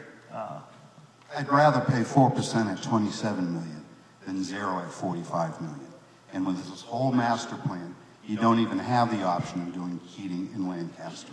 Every single option you're putting out here has the Hickory Hills well in it. That is the most expensive option we have. That's what skyrockets us from 27 million to 45 million. And we don't need it. You told us we had to because we'd be in a water emergency.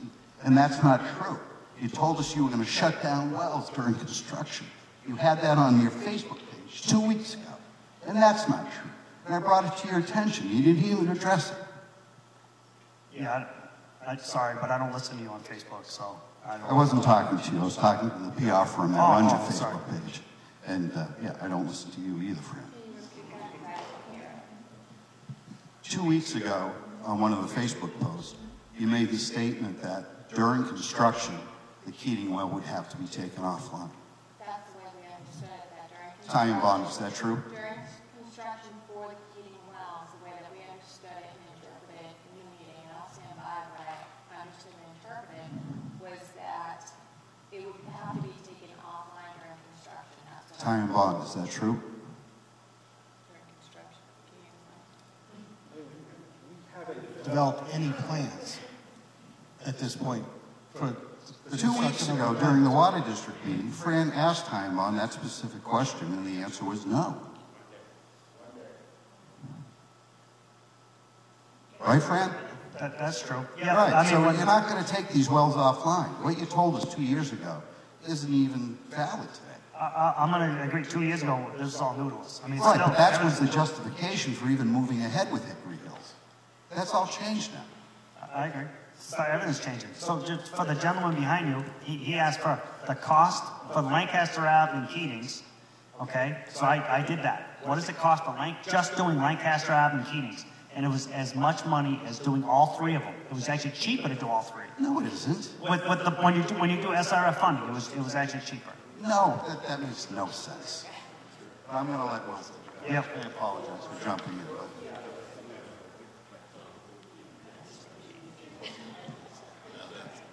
That's not that. Oh, it's Bill. It was pretty close anyway. No, it's not. The public information stuff that's gone out on the website and on email, I thought was excellent from the point of view of the PFAS stuff. And I know what it's like to sit somewhere and be absolutely dedicated to a plan and have people poke holes in it. Nonetheless, I have a couple of comments, not about the information stuff, but about the plan that was put together to implement the reduction of PFAS. And just like I think everyone in this room, we want them as low as we can get. So no one here is saying, don't do it. It's just a matter of how you get there. And so there's a couple of things that are in this information document, and also in the master plan that I want to point out, and hopefully, if you feel it needs to be corrected, it will be corrected. If not, I want to point it out for the public anyway. There's one heading that says, what is being done to reduce PFAS levels in our drinking water? That's on the sheet you have a handout now, which I think is the same thing as the information document. And the only thing it talks about is Hickory Hills.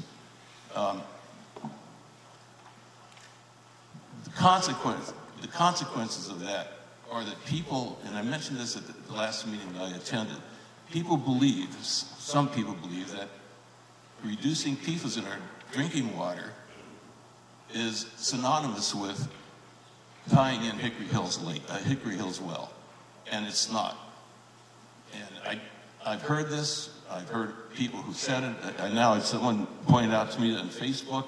It's also, I don't do Facebook either, but it's pointed out to me about Hickory Hills Lake. Oh, it's toxic water. I'm paraphrasing some of this. We have to do it. $1,000 a year to have PFAS-free water. Talking again about the Hickory Hills Lake well.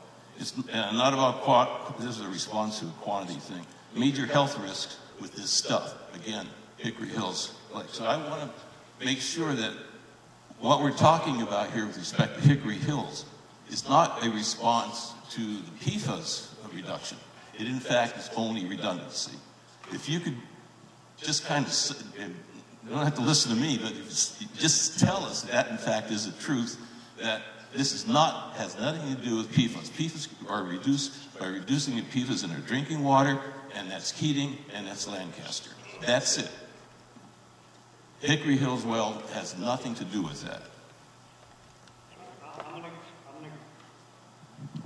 Yeah, I'm going to agree that because we've been trying for years to get the Hickory Hills back on, and it was the main focus was redundancy. Thank you, because that is an interpretation that people are making because of how the plan is presented. So this is a critique of how that plan is presented. My point here too is when people go to vote in a couple of weeks, I think it is important that they vote with complete information and accurate information. And I think the plan falls short of both of those. And the first point was the one I just made about Hickory Hills.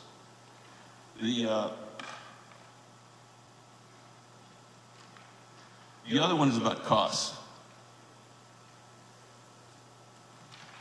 You had the slide up here. It was 44.4. Now it's 45 million. So $45 million to do Hickory Hills and Lancaster and Keating separately. To do just Keating and Lancaster, it was 27.8 million. So you do the subtraction, it comes out to about $17 million difference. So if you treated our drinking water at the two wells that provide us with the drinking water, it would be about $17 million cheaper than doing the plan that you have in place.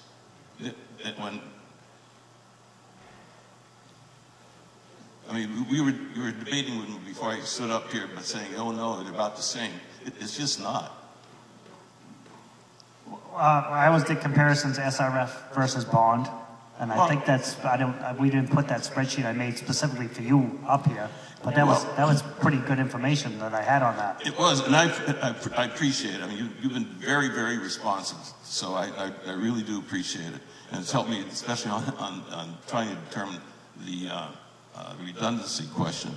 But this was the sheet of paper that you handed out. I don't know if you still handed this out or not. Not today. But I'm good, because I have a question about it, because when you compared the two different plans, Keating and Lancaster only, no Hickory Hills, and Hickory Hills plus Lancaster is one, and Keating, when you did the financial part, when you did the Keating well, it was at 4% interest. When you did the Keating well for the other plan, it was, 0% interest, max 2% interest, and 6% principal forgiveness. So it was apples and oranges. Unless I'm missing something, I don't know why doing the Keating well in one plan is different from doing the Keating well in the other plan. Yeah, I agree. At that time, everything was changing because the new EPA regulation hadn't come out yet. So we didn't know where the Keating well would fall in the line of getting funding. So I mean, everything, even now, I mean, like when I was telling you about the spreadsheet with the costs on it, no, I've done that 15 times. It changes this, changes that. The principal forgiveness keeps changing. So originally we were expecting 6.6% principal forgiveness. And from we hear from some of the other towns, they were getting 20%. I don't know what our number will be, but I know from my opinion and from what I'm told from everybody is the numbers I am presenting are, we're hoping that they're much lower than what I'm presenting, but I can't do that. No, I appreciate it. It was the difference in the comparison was my point. I just think that was probably an oversight, but I want to, if that were information being passed out tonight, I would say let's stop and correct it, okay? I also had a question about the SRF money for Keating. Was there a reason that that loan application was turned down? Did they specify why it was turned down? We never applied for the Keating or Lancaster. The only reason why Lancaster is tied to this is because we're relocating the Hickory Hills treatment plant to Lancaster. So that's how we're tying Lancaster to that. That's where the 32.2 comes from.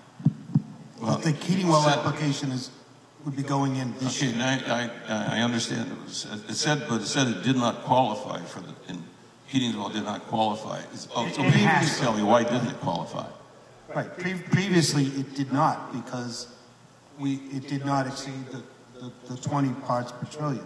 But now that the regulation, the MCL has been lowered to 4, now it will. And it is a minimum criteria that it has to now, or just before the 4, you had to have more than 20 parts per trillion in order to even apply for that loan. No.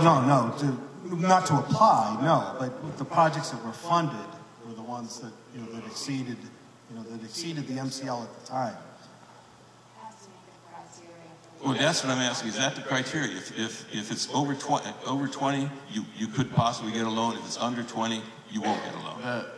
The Clean Water Trust that funds the state revolving program that helps communities fund these projects prioritizes projects based on the concentration of PFAS in their water.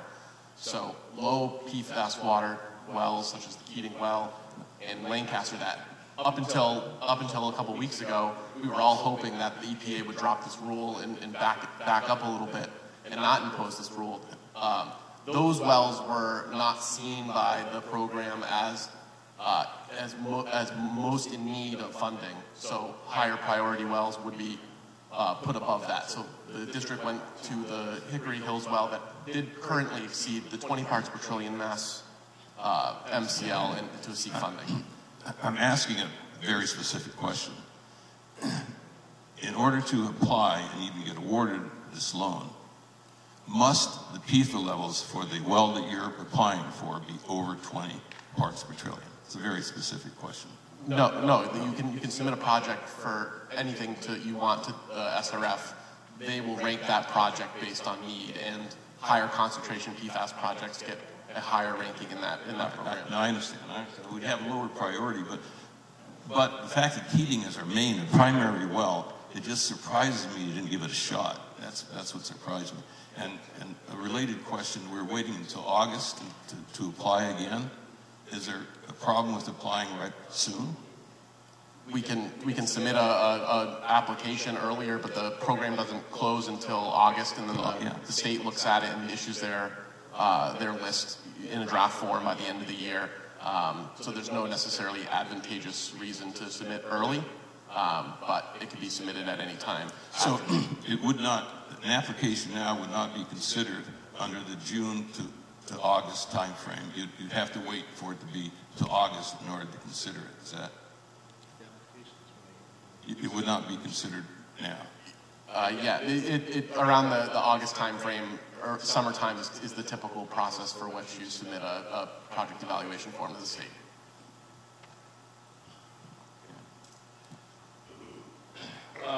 So I have something about redundancy.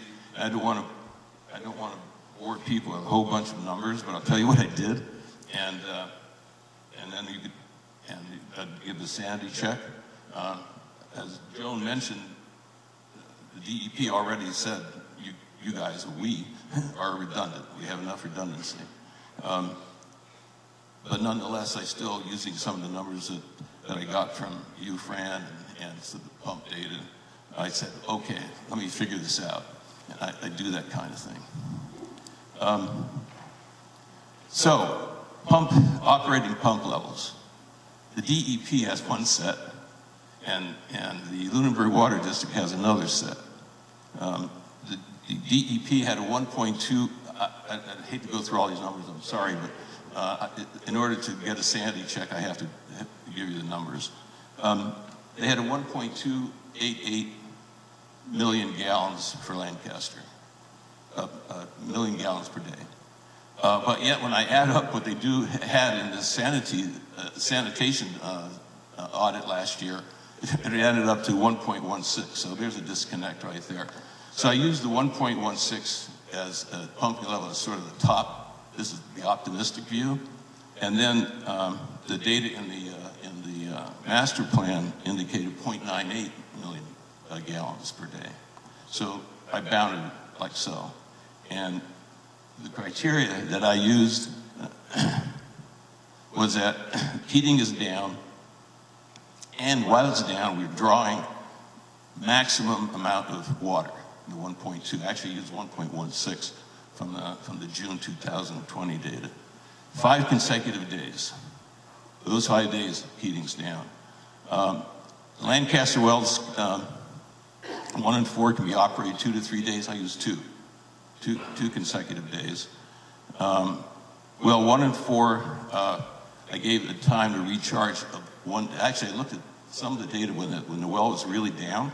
It was down like 8.3. I think that's down, right? 8.3 feet. The one, is that a down condition? September. Typically, it's down to like 1 foot. We go really low on that well. I'm talking about start. Oh, it's start. That would probably be the start number. Yeah.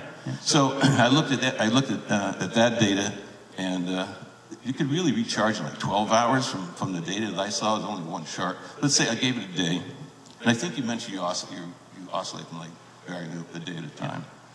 And then at another meeting, the storage. They said we'd like to limit the storage net output from the storage tanks to be 1/3. So I use about 1 million gallons. Is that to maintain pressure? So anyway, I use those numbers. They're the numbers I use. And what I came up with, if you use the DEP numbers, 8 days, 10 days, 11 days before you'd have to. So it's running for 2 days, down a day, running for 2 days, down a day. And I made the adjustment how much it would take for storage, and it limited it to so you get to about 1 million gallons out of storage. Stop. So with that data, I'm looking at 8 days, 11 days. It's not 2 days. And the thing that prompted me to get involved in this whole thing is when I read that same note in the water treatment plant. It said you can only have water for 2 to 3 days. And that's kind of a misleading statement. I wish that could be corrected in the information report as well. It's not just 2 to 3. And anyone reads that who's not familiar with what's going on, they say, "Oh my God, the sky's falling." Well, the point of that is if the heating's offline, those wells are not taking a break. They're running 24 hours a day, which I've seen. I'm saying they don't have to, is what I'm saying. You cannot use the tank to maintain levels. Oh. I mean, because the tank typically is low every morning. So we fill it up every night. I mean, so sometimes we're running 24 hours. Even now, we'll run the wells long term just to maintain tank levels. So I would say if we ran 2 wells every other day, I would say you might make 1 day. I mean, we don't have a whole lot of water for capacity for reserve. I mean, mostly it's for firefighting. I mean, so if you drop 200,000 gallons, you're good. Tanks, the storage tanks are not full. And yet I read in here that it's off at 82 feet and on again at 78. So there's a 4-foot differential. That's correct. And when we hit 62 feet, because a lot of hills in town, West Street, top of the hill, they have 20 pounds of pressure. So what's that come out to in feet? 40. So we don't have a whole lot of water in the tanks. We have to maintain 20 pounds. So we don't have a whole lot to work with. That's diverting the question I have. Are those tanks full or not full? They fluctuate. During summertime, you might see them down to 72. We try for 82. The plan is to keep these tanks full whenever you can. Fill them up all the way. So I think yes, but I don't want to bore everybody with this discussion. So, but I'll tell you, I have the numbers, and using the data that the water district uses, I get less than these kind of numbers. I get like 5 days with the 1 million gallons out of the tank, and I think they work. I'd love to look at these data with you and go over it with you, and to convince myself, because this is about really convincing me. Other people, different people have different risk aversion than others, so I'd love to have the opportunity. I'll show you the spreadsheet, and you tell me whether it makes any sense. But what I'm coming away with, between what DEP says and just the calculations with the numbers, okay, $16.7 million or $17 million is a lot of money to pay for that kind of insurance. It's really I understand where you're coming from. So, in my thing, I've been here forever. Okay, so I've been here since there was no Keatings, there was no Hickory Hills. So I've been through this. So I know that the Lancaster Ave cannot do what you just said. I mean, we were scrambling. I would have, we'd be down to so low of water tables, I could run a well for only for 4 hours. And I'd have to let it sit to the next day and run 4 hours. So I saw the extreme. So I know what you're seeing on paper. I saw it in real life. Well, then I'd like to talk to you about this because, like I said, Yeah, I have logs back to the 60s. So I can pull everything out. I can show you max pump and everything. So I can dig all that out. Just take me a little all while. right, thank you. Paula Bertram, 312 Townsend Hop Road. I want to emphasize a point that a couple people have said, and that is the DEP survey from July 19th of 2023. And I'm going to read it exactly. With the addition of the Keating well in 2011, the need for this well is an emergency. This is referring to the Hickory Hills well. The need for this well in an emergency is very unlikely. Now that's from DEP, and it's 2023. The other point that I want to make is I've heard that putting this well online will not affect any uses around the lake. Yet the report from July of 2023 of the site visit says, before reactivation, Lunenburg Water District must submit a corrective action plan to Mass DEP that addresses the elevated level of manganese as well as the non-compliant activities in Zone 1 of the well. Can you talk about what those non-compliant activities are that need a corrective action plan? I think it's just the regular activities that are taking place on the land area in the Zone 1, because we cannot control the land area on the lake area, which the email was directly sent to you, that we cannot control or restrict anything on the lake, only the land area. So yes, kayak's gonna go. So. What other activities I don't know, someone made a comment about fertilizers and stuff like that. That'll all stop. Swimming? That's in the lake. Nope, swimming, boating, or whatever. If you're in the lake, that's off our control. Storing a kayak. Only the structure of it. It needs to move off the easement. It's not allowed in the easement. We have full control of that easement. And I just want to emphasize that the whole point during this whole presentation is we have to have this well because of redundancy. Yet DEP 1 year ago is saying there is sufficient supply. And they took into account the water tanks, they took into account all of the water withdrawal rates. They did a very thorough analysis, and they say, point blank, the use of to put the Hickory Hills well back online is very unlikely in an emergency. all right, I don't want to pick on DEP, but it's not like this whole thing. It's a site person came out, did a walk around, and wrote that report. It's not like they went and studied everything. We had a big giant Zoom meeting with all of us on with DEP. Every person with DEP, we had a Zoom meeting. And we mentioned the capacities, and they're the ones that supported the Hickory Hills well online. And it goes back to taking your largest source offline. And if they put that in their report, they would say you need the Hickory Hills well. Who would say that? DEP would say it. If they said take your largest source offline, they would say you need to find another source. It's either Hickory Hills or go find another one. And this wasn't like the head person at DEP wrote that report. It's just a site person.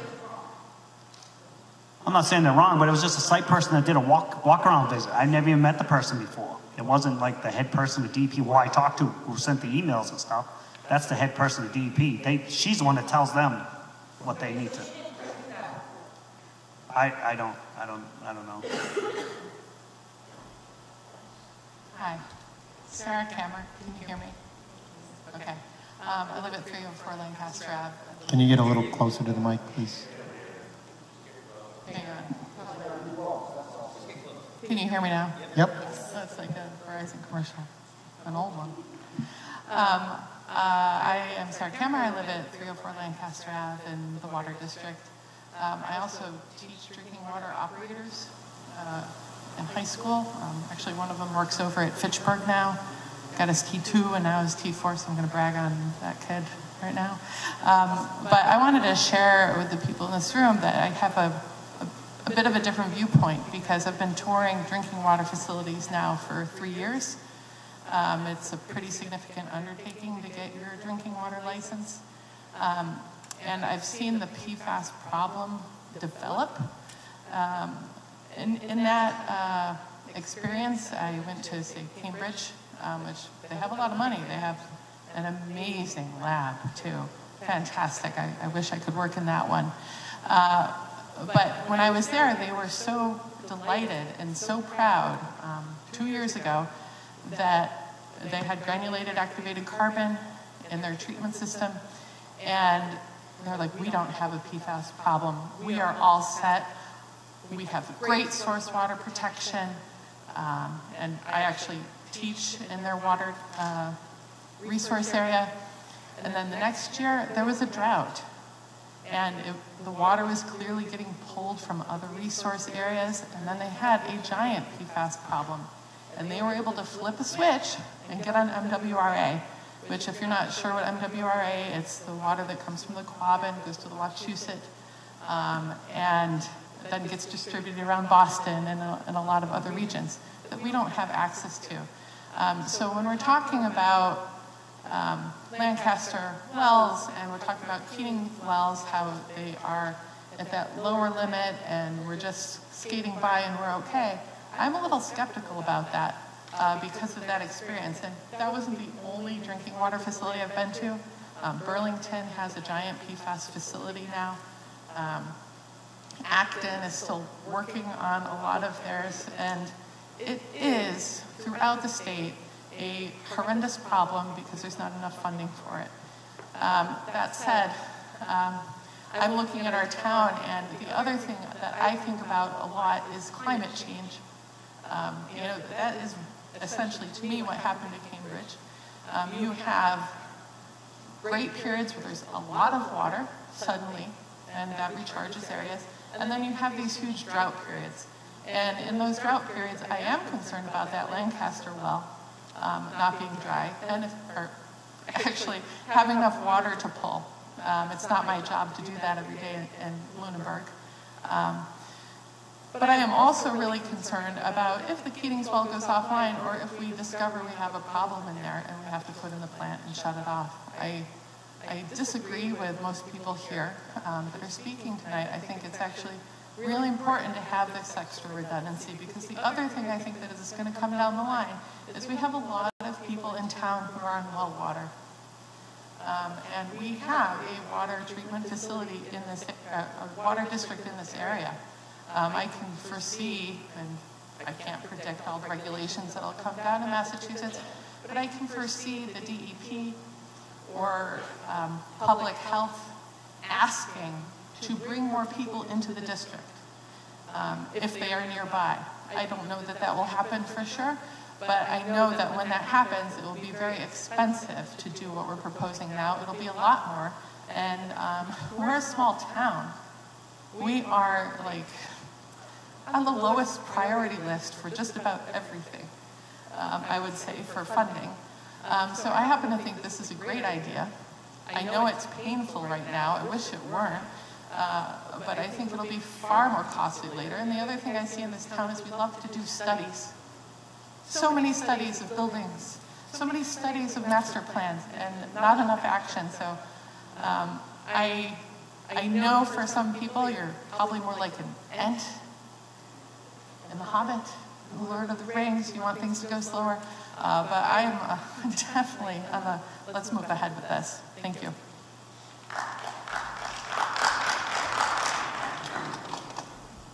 Bob Pease, 11 Winter Green Court. This is the third one of these presentations I've been to. At the end of the first one, I went up and I spoke with the chair, and I said, you know, it'd be great if you could take and show some operations and maintenance costs for these PFAS plants. And you said you were working on that, and I know that there are PFAS plants, you know, up and operating. Have we made any progress, you know, on what, you know, those numbers will look like with the O&M costs? The plants aren't designed yet, so I'm not sure, but I can defer that to Ty and Bond.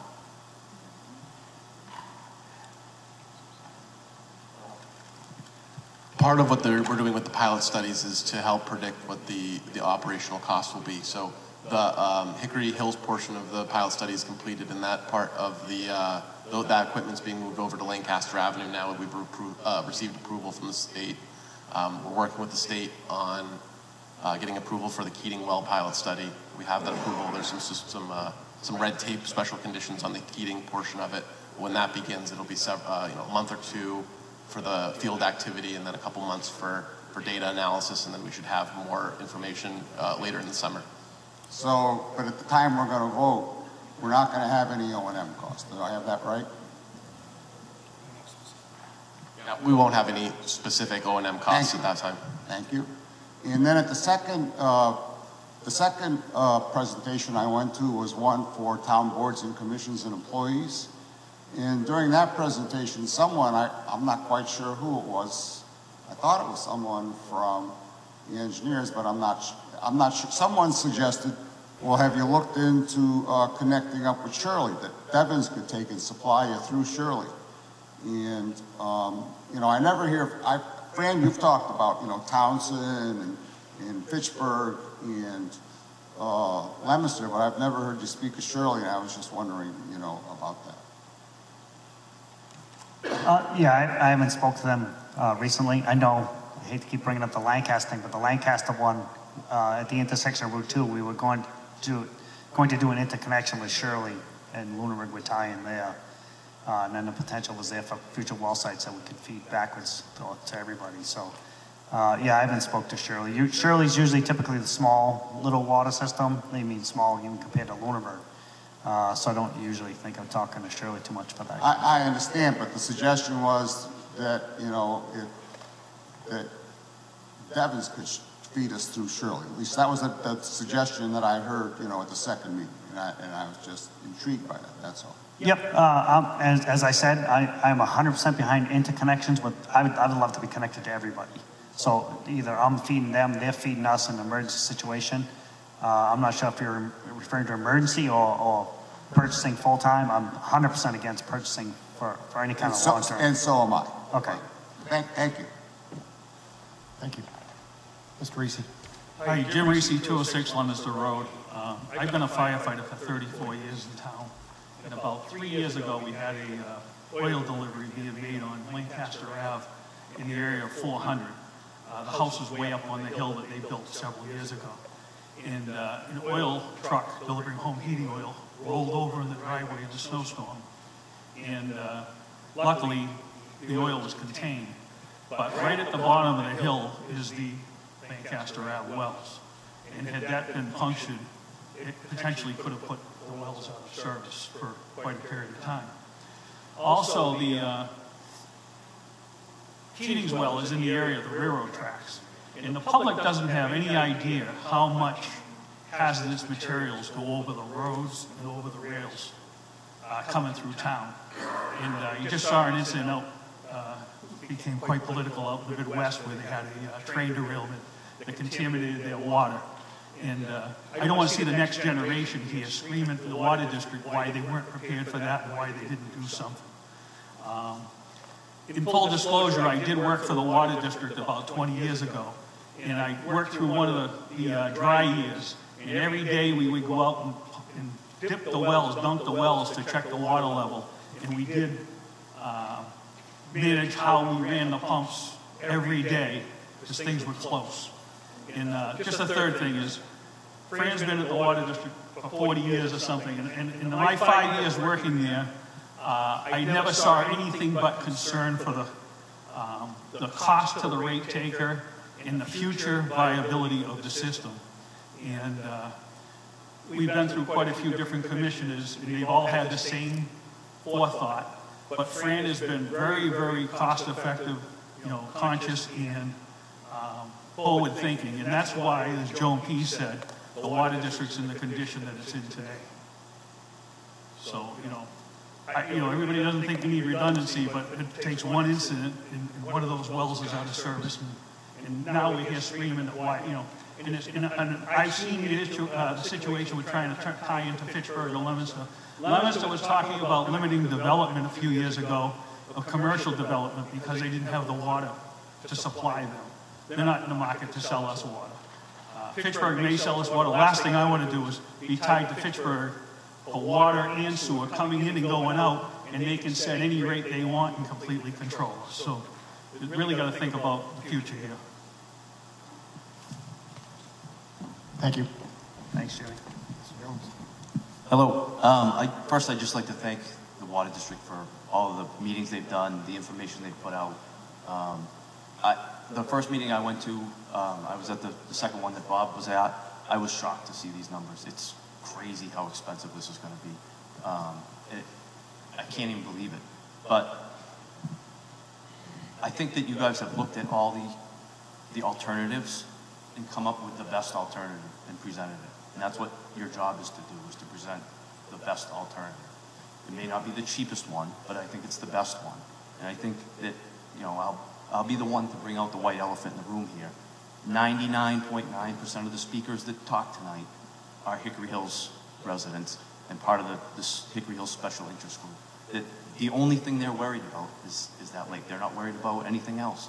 And I think, can you let me speak? Because I was quiet when you all spoke. So, I'm not insulting anyone. I'm saying my feelings, and I'm not insulting anyone, because I think that the information presented by the experts have shown that this is the best alternative. And 99.9% of the people that are here and talking are people that live in Hickory Hills and are worried that we're going to suck the lake dry. And I don't think that's true, and it's been proven. So I just want to thank you, and I'll be the one that everybody hates. So thanks. Thank you. Do we have any other speakers? My name is Ken Jones. Where do you live? I live in New Hampshire. I'm a resident, a customer of the Water District. My children live in this town. You want the microphone, you're supposed to give your name and address. You don't have to be a resident to speak here tonight. It doesn't matter. Protocol. Okay. Yes, sir, you can. My name is Ken Jones. I live at 33 Lager Lane in Lineborough, New Hampshire. I work in the town. My children live in the town. My parents live in the town. I'm a customer of the Water District. Thank you. Thank you. Okay. Who was first? I got two quick questions. Eric Arnold, 105 Hemlock Drive. One of those special interest Hickory Hills people, I guess. This might be for T and Bond. I guess my question is, we've talked about the expense of these various options. Can I ask why there is not an option that doesn't include Hickory Hills, since we're not using that right now? I guess it really gets down to, is this about PFAS or is this about capacity?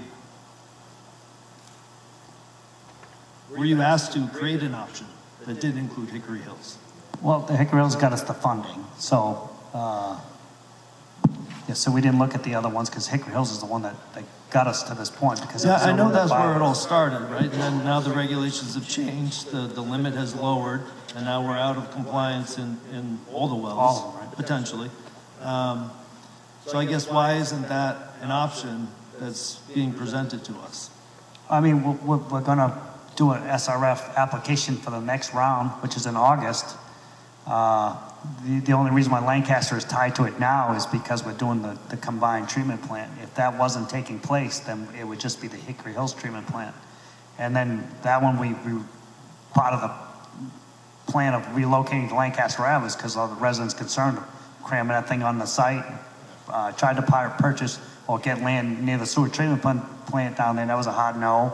So we tried to cooperate and take the concerns of the people and relocate it to Lancaster Ave. So that's how Lancaster got all that. No, I think I understand kind of where you're going with this. And if you wanted, you want to get an idea of what that would cost to build the plant at Lancaster Ave, but not include Hickory Hills. So it's essentially the transmission main is the only physical infrastructure that wouldn't be constructed if Hickory Hills isn't included. We're still building the treatment plant pretty much at the same size, or very similar. So is it going to be what, 40 million instead of 42? Is that what you're saying? I don't have the numbers, but the transmission main 4 miles was 6.3. Yeah, the six was like $6 million. So if I'm hearing you correctly, of that 45 million there, you're saying that maybe if we weren't including Hickory Hills, it would be 39 million? The cost of the transmission main alone is about $6 million. I don't have all the specifics that, you know, I guess what I'm asking is that would be really helpful, I think, for people to know, right? What is the difference if we're just going to treat the water that we are currently using, as opposed to treating Hickory Hills, getting that back online, and transporting that water, you know, wherever it needs to go. Right? I think part of the discussion last year, the water commissioners have committed to the resiliency aspect. I understand all that. Right. I understand why you want to do it. More water and clean it all. I get that. I'm just asking, what if we didn't? Right? And forget about the loans and, you know, I mean, if just the cost alone, right? If there was no government money to pay for any of this, we're still going to want to do it, right? Right. So that's I guess that's what I'm asking. A Lancaster Ave treatment plant on its own, if you wanted me to quote a number for you now, that's a $20 million project potentially on its own. Because to do PFAS treatment for Lancaster Avenue, which has an iron and manganese problem as well, requires additional treatment.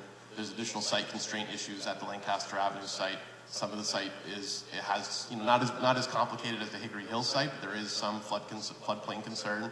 So access drives, additional site work, residuals disposal for your treatment systems. There's no sewer in town as well. So with all the treatment systems that need to go into these wells to remove PFAS from the wells that are currently active, there's more systems that would be needed for Lancaster than just heating. And that's part of why we're doing the pilot study, is to help refine our understanding of the nuances to each individual treatment system. We've worked with Fran and the water commissioners to apply best practices and typical engineering approaches. But really, especially with the state of Massachusetts, they want to see specific water quality testing so that water suppliers have a good understanding of what they're getting into before they build the treatment plants. So that's why we took that first step to do those pilot studies, and those are ongoing. Right.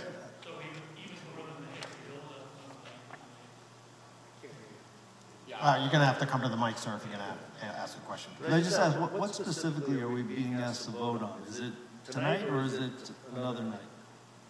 May 16th is the actual vote, and the vote is for the Hickory Hills Lancaster Ave treatment plant. So that was for the 32.2. So we're just going to be presented with, here's one option that we'd like your approval for, $45 million. That's correct. 32.2. Oh yeah, not the 45, just the 32.2. That's all we're authorized through DEP at this current time for the SRF funding. Yeah, so that's all it is. And the only reason Lancaster is tied to it is because the location of the treatment plant. So if we were just voting for Hickory Hills, my recommendation would be we build that treatment plant at Lancaster Ave in preparation of a future plant, increasing capacity for the Lancaster Ave wells. So Hickory Hills well has to be tied to this SRF funding. And that's always been my whole push and everybody's big push. Well, it has to be tied to the one that you've already gotten approved for, right? But not necessarily to a future one that you asked. We're approved on the base level, so now we need the voters to approve us to borrow that money. So right now, DEP said they'll give us the money. Now we just need the residents to say, yes, we want that money. I mean, yes, we want it, but we have to pay it back. Oh, yeah, definitely. Yeah, okay. Yeah, that's the bad part. The other quick question, hopefully, and you might not know the answer to this, but in your information on the EPA site, it says, right, you've got 5 years beginning in 2029. If you're in violation of these limits, you must take action to reduce the levels of PFAS in the drinking water, and you must provide notification to the public of the violation. Doesn't sound like much of a consequence there. I guess that's my question to you. What is the consequence if we're not completed with this project in 5 years? I mean, we get notified about the water quality every year anyway, so if you tell me in 2030 that there's PFAS level of 5 parts per million or trillion in my water, I would read that. So don't they give you a certain amount of time to meet the regulation? If you don't, then they're going to give you an order that you must correct in a certain Most period? likely, you would go under an administrative consent order, and there would be stipulations on timeframes when you would have to comply. But part of, depending on what the condition might be, part of one of the conditions might be the source has to be taken offline. Knowing what you know of our wells and the levels now, do you think that's a... I can't predict what EPA or DEP does. Has that happened? Yes. We're dealing with communities right now, not too far from Lunenburg, that wells have been ordered to be taken offline. What were those levels at for the ones that were taken offline? I don't know this stuff, so I'm asking. Yeah, it was above the MCL. Above the 20 yeah. of the state. Right. Okay. Thank you. Okay, it's Bill Empey again. Sorry for coming back here. But there was a couple of things that came up. I think I have some clarification for. Paula asked about what the primary well goes down. There's some questions about that, whether Mass approved that or not, DEP approved it. And I just happened to pull up the, I think it's CMR or something, CRM or something like that. This is the criteria they use. And it states in here, sources shall provide additional wells, well field, or springs and pumping equipment or equivalent capable of producing the same volumes and quality of water as the system's primary well. So that's what they said, whether you agree with them or not. I'm just saying that that's their position. And the second thing I think you clarified, the gentleman who was just up here had some questions about the costs. I think it's really clear. We got these numbers already. It was 44.4 for the plan that your total plan you're proposing. It's now 45.150. Without Hickory Hills, if you just did Keating and you did Lancaster, just those two, which is our drinking water now, that's a savings of 27.8 million. So you subtract those two numbers and you come up with $17 million.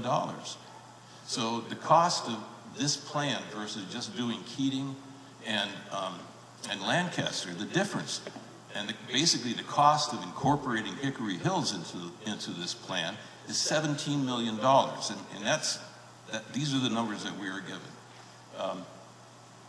Anyway, that's what the numbers say. I had one other actually final comment. In the context of people voting in 2 weeks on this plan, it's clear that it's not what are we voting on is not clear. When you vote for something, people should know what they're not voting for. And I think that's one other area of this information report that could be put out there. What are you not voting for? And the gentleman is just up here asked other questions.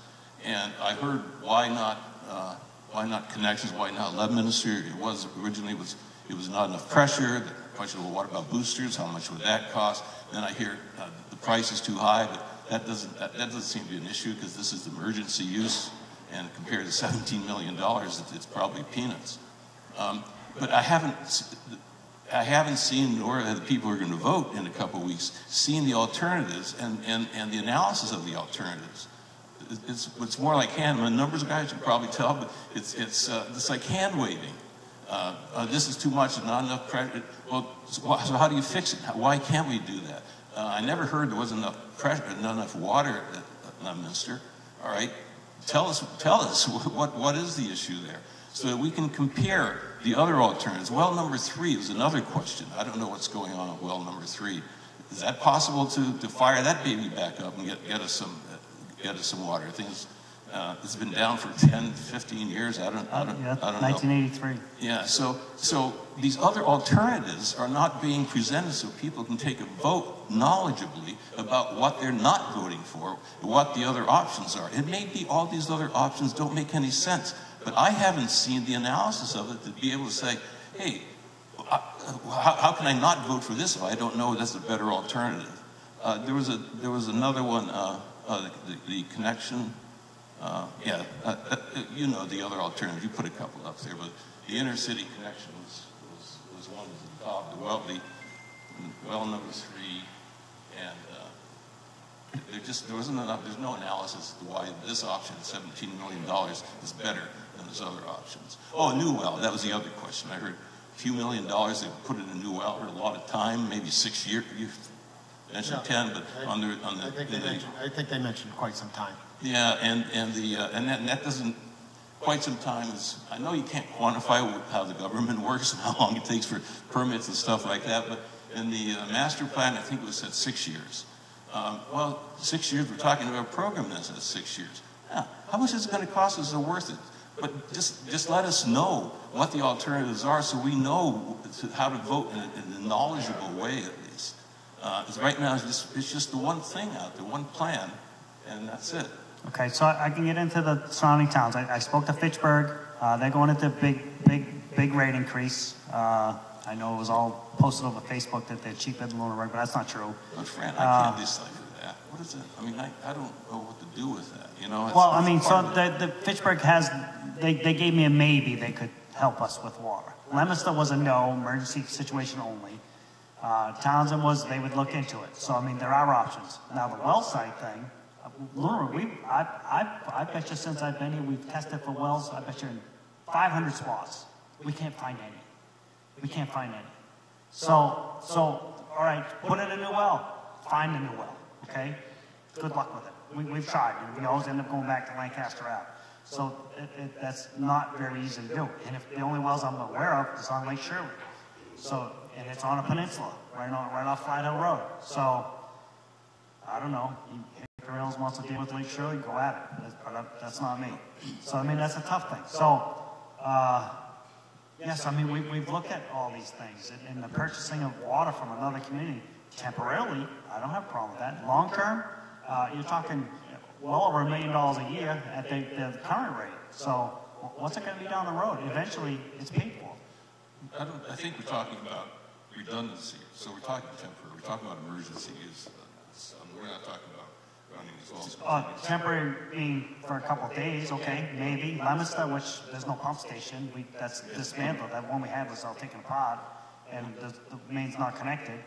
We have a pretty red brick building, don't we? Well, we'd have to build a new building. I thought this is not a red brick building. Well, the mains aren't connected anymore because Leominster's stuck a new main. So what I'm saying is, and maybe be prohibitive. Everything you're saying may be prohibitive, but I haven't, and no one else has seen the analysis for that. Why is that option that you're talking about, the cost of booster pumps or putting some more line, why is that not an option? Is it more expensive than $17 million to do that? To me, it's an option for 2 days of supply. I mean, it's not an option for a chemical spill that puts the Keating well out of business for forever. You know, and then the Keating wells, it's one water main that feeds one well. If you want to do that the correct way, you're going to run a whole other water main up Leominster Shirley Road up Lancaster Ave. We just put on $8 million to that. So the redundancy thing. So if you put in multiple wells at Keating's, first of all, DEP's not going to let you do it, but even if you did, you still got one treatment, one pump station that pumps it into the system. So your redundancy isn't there. So that's why a whole separate location. And to me, we have 3 sites in Lunenburg. You have that's the perfect water management. You're drawing little bits from each site. That's I'm telling you, if Lunenburg had 10 sites, I'd draw from all 10, not all from Keating. So the way we run now, I didn't show you Keating's logs. That pretty much runs every day. Every day that well runs. And we cycle Lancaster because we have to. I think Keating's it would be great if we had Hickory Hills up and online. We give Keating's a break. Let's take that offline. So every year we take Keating's offline to do maintenance on it for 1 month. What are we going to do for that 1 month? Well, you're just scheduling that, right? You're not going to do it in the middle of it. Oh, no, we wouldn't do it in the summer. Well, what happens is, like, I was even worried it was in March when we did it. So if we had a big main break, drop the tanks down, I mean, we could drop 20, 30 feet in that tank in 4 hours. You'd be amazed if I showed you the drop in the tanks. So if we had a big main break and Lancaster out, we're gonna be scrambling to catch up. And then if there's a power outage, I mean, we don't have any backup. I mean, the only one that has generated backup is Hickory Hills and Keating's.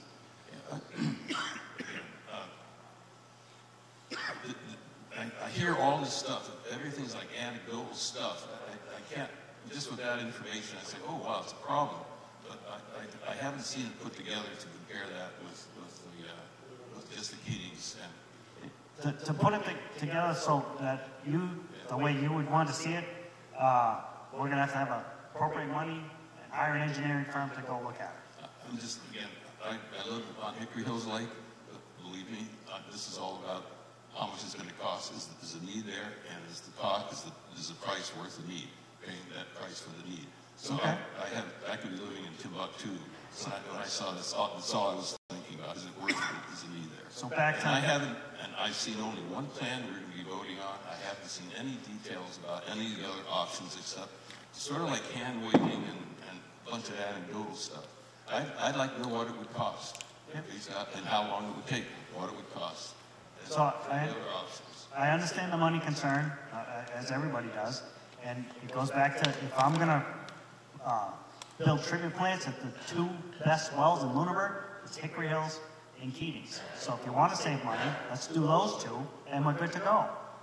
There you go. Saving money, and Lunenburg's good to go. We'll do Lancaster Ave down the road when money's available. These are other options you're presenting. I haven't seen these options.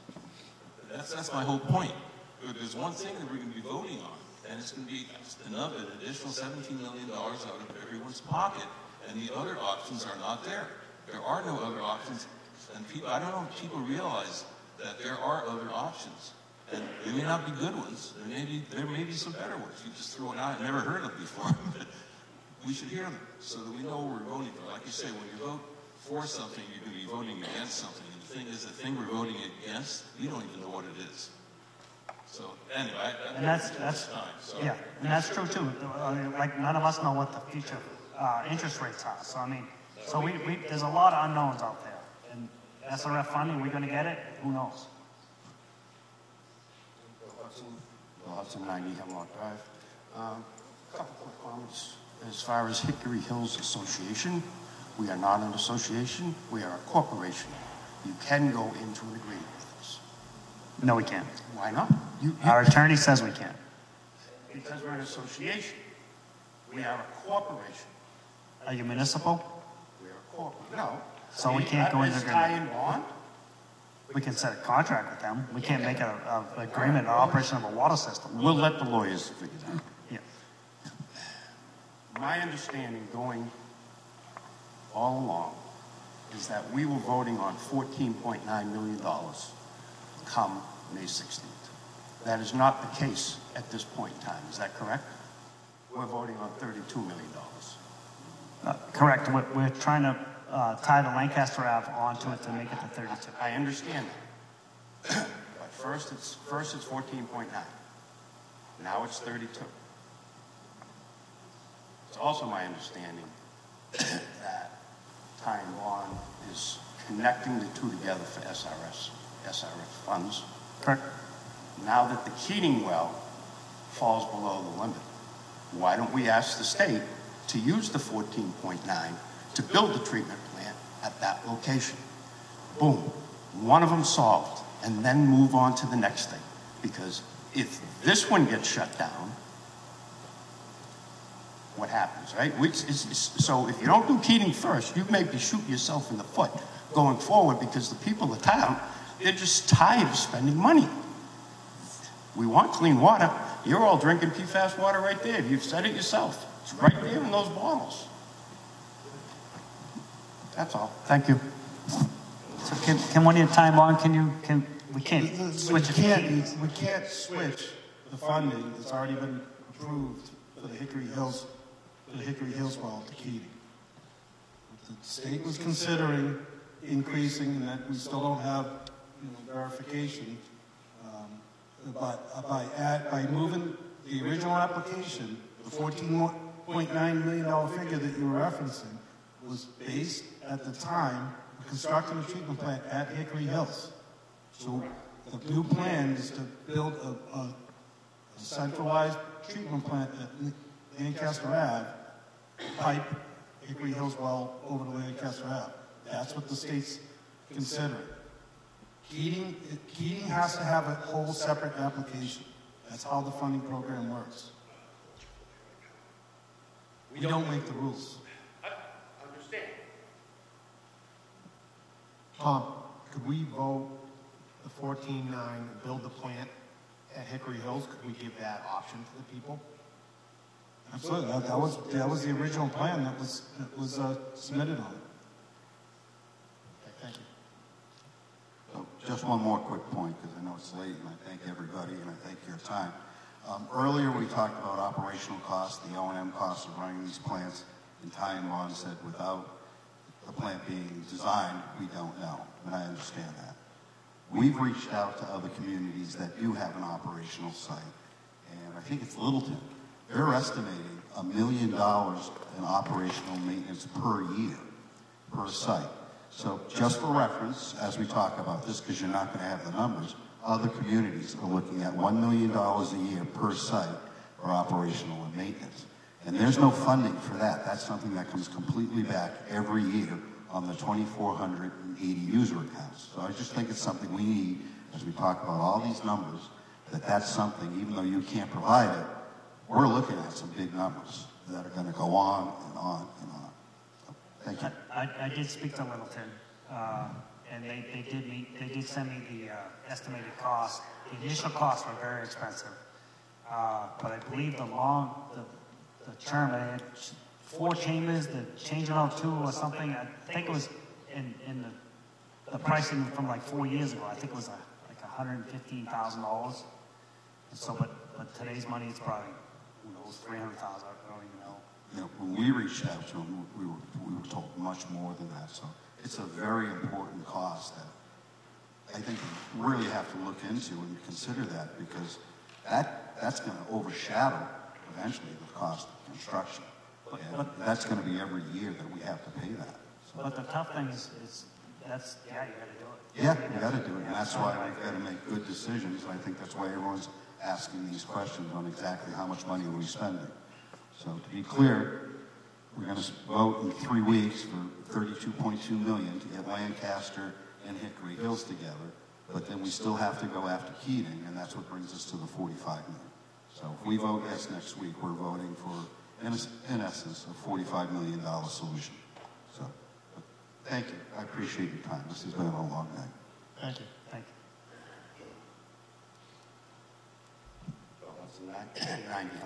Just a quick question on Littleton. How long has Littleton's been running? I think it just went online. My daughter lives in Littleton. She's 3 children. Her water bill's $20 a month.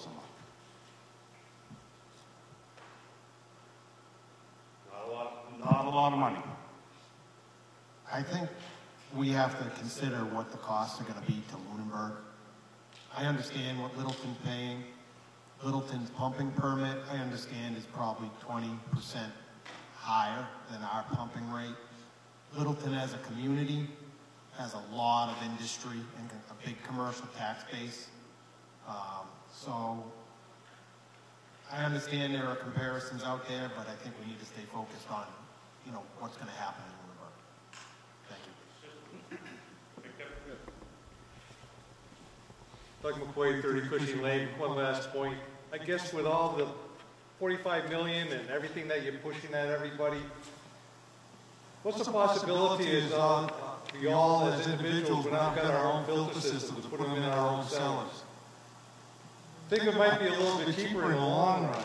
You could, but you got to put your own well in, because we cannot supply water that doesn't meet all the regulations. So you can do that. I mean, I've heard that might be a good point to all the people too. Well, I looked at full-blown home systems, and it was $7,000 to $11,000 plus the maintenance of it. That's a whole house system. Whole house system. I'm not talking. I mean, I saw comments of you don't need PFAS free to flush a toilet, but we can't supply that water. I understand what you're saying, though, and I wish you could do that. It would save us a whole lot, Fran. Sure would. Do we have any more comment tonight? I'd like to thank everybody for coming out. I know this was a long evening. I know this is an involved subject. Look forward to seeing people on the 16th and see how that turns out. Thank you very much. Have a good evening. Yeah, if anybody has questions, feel free to call.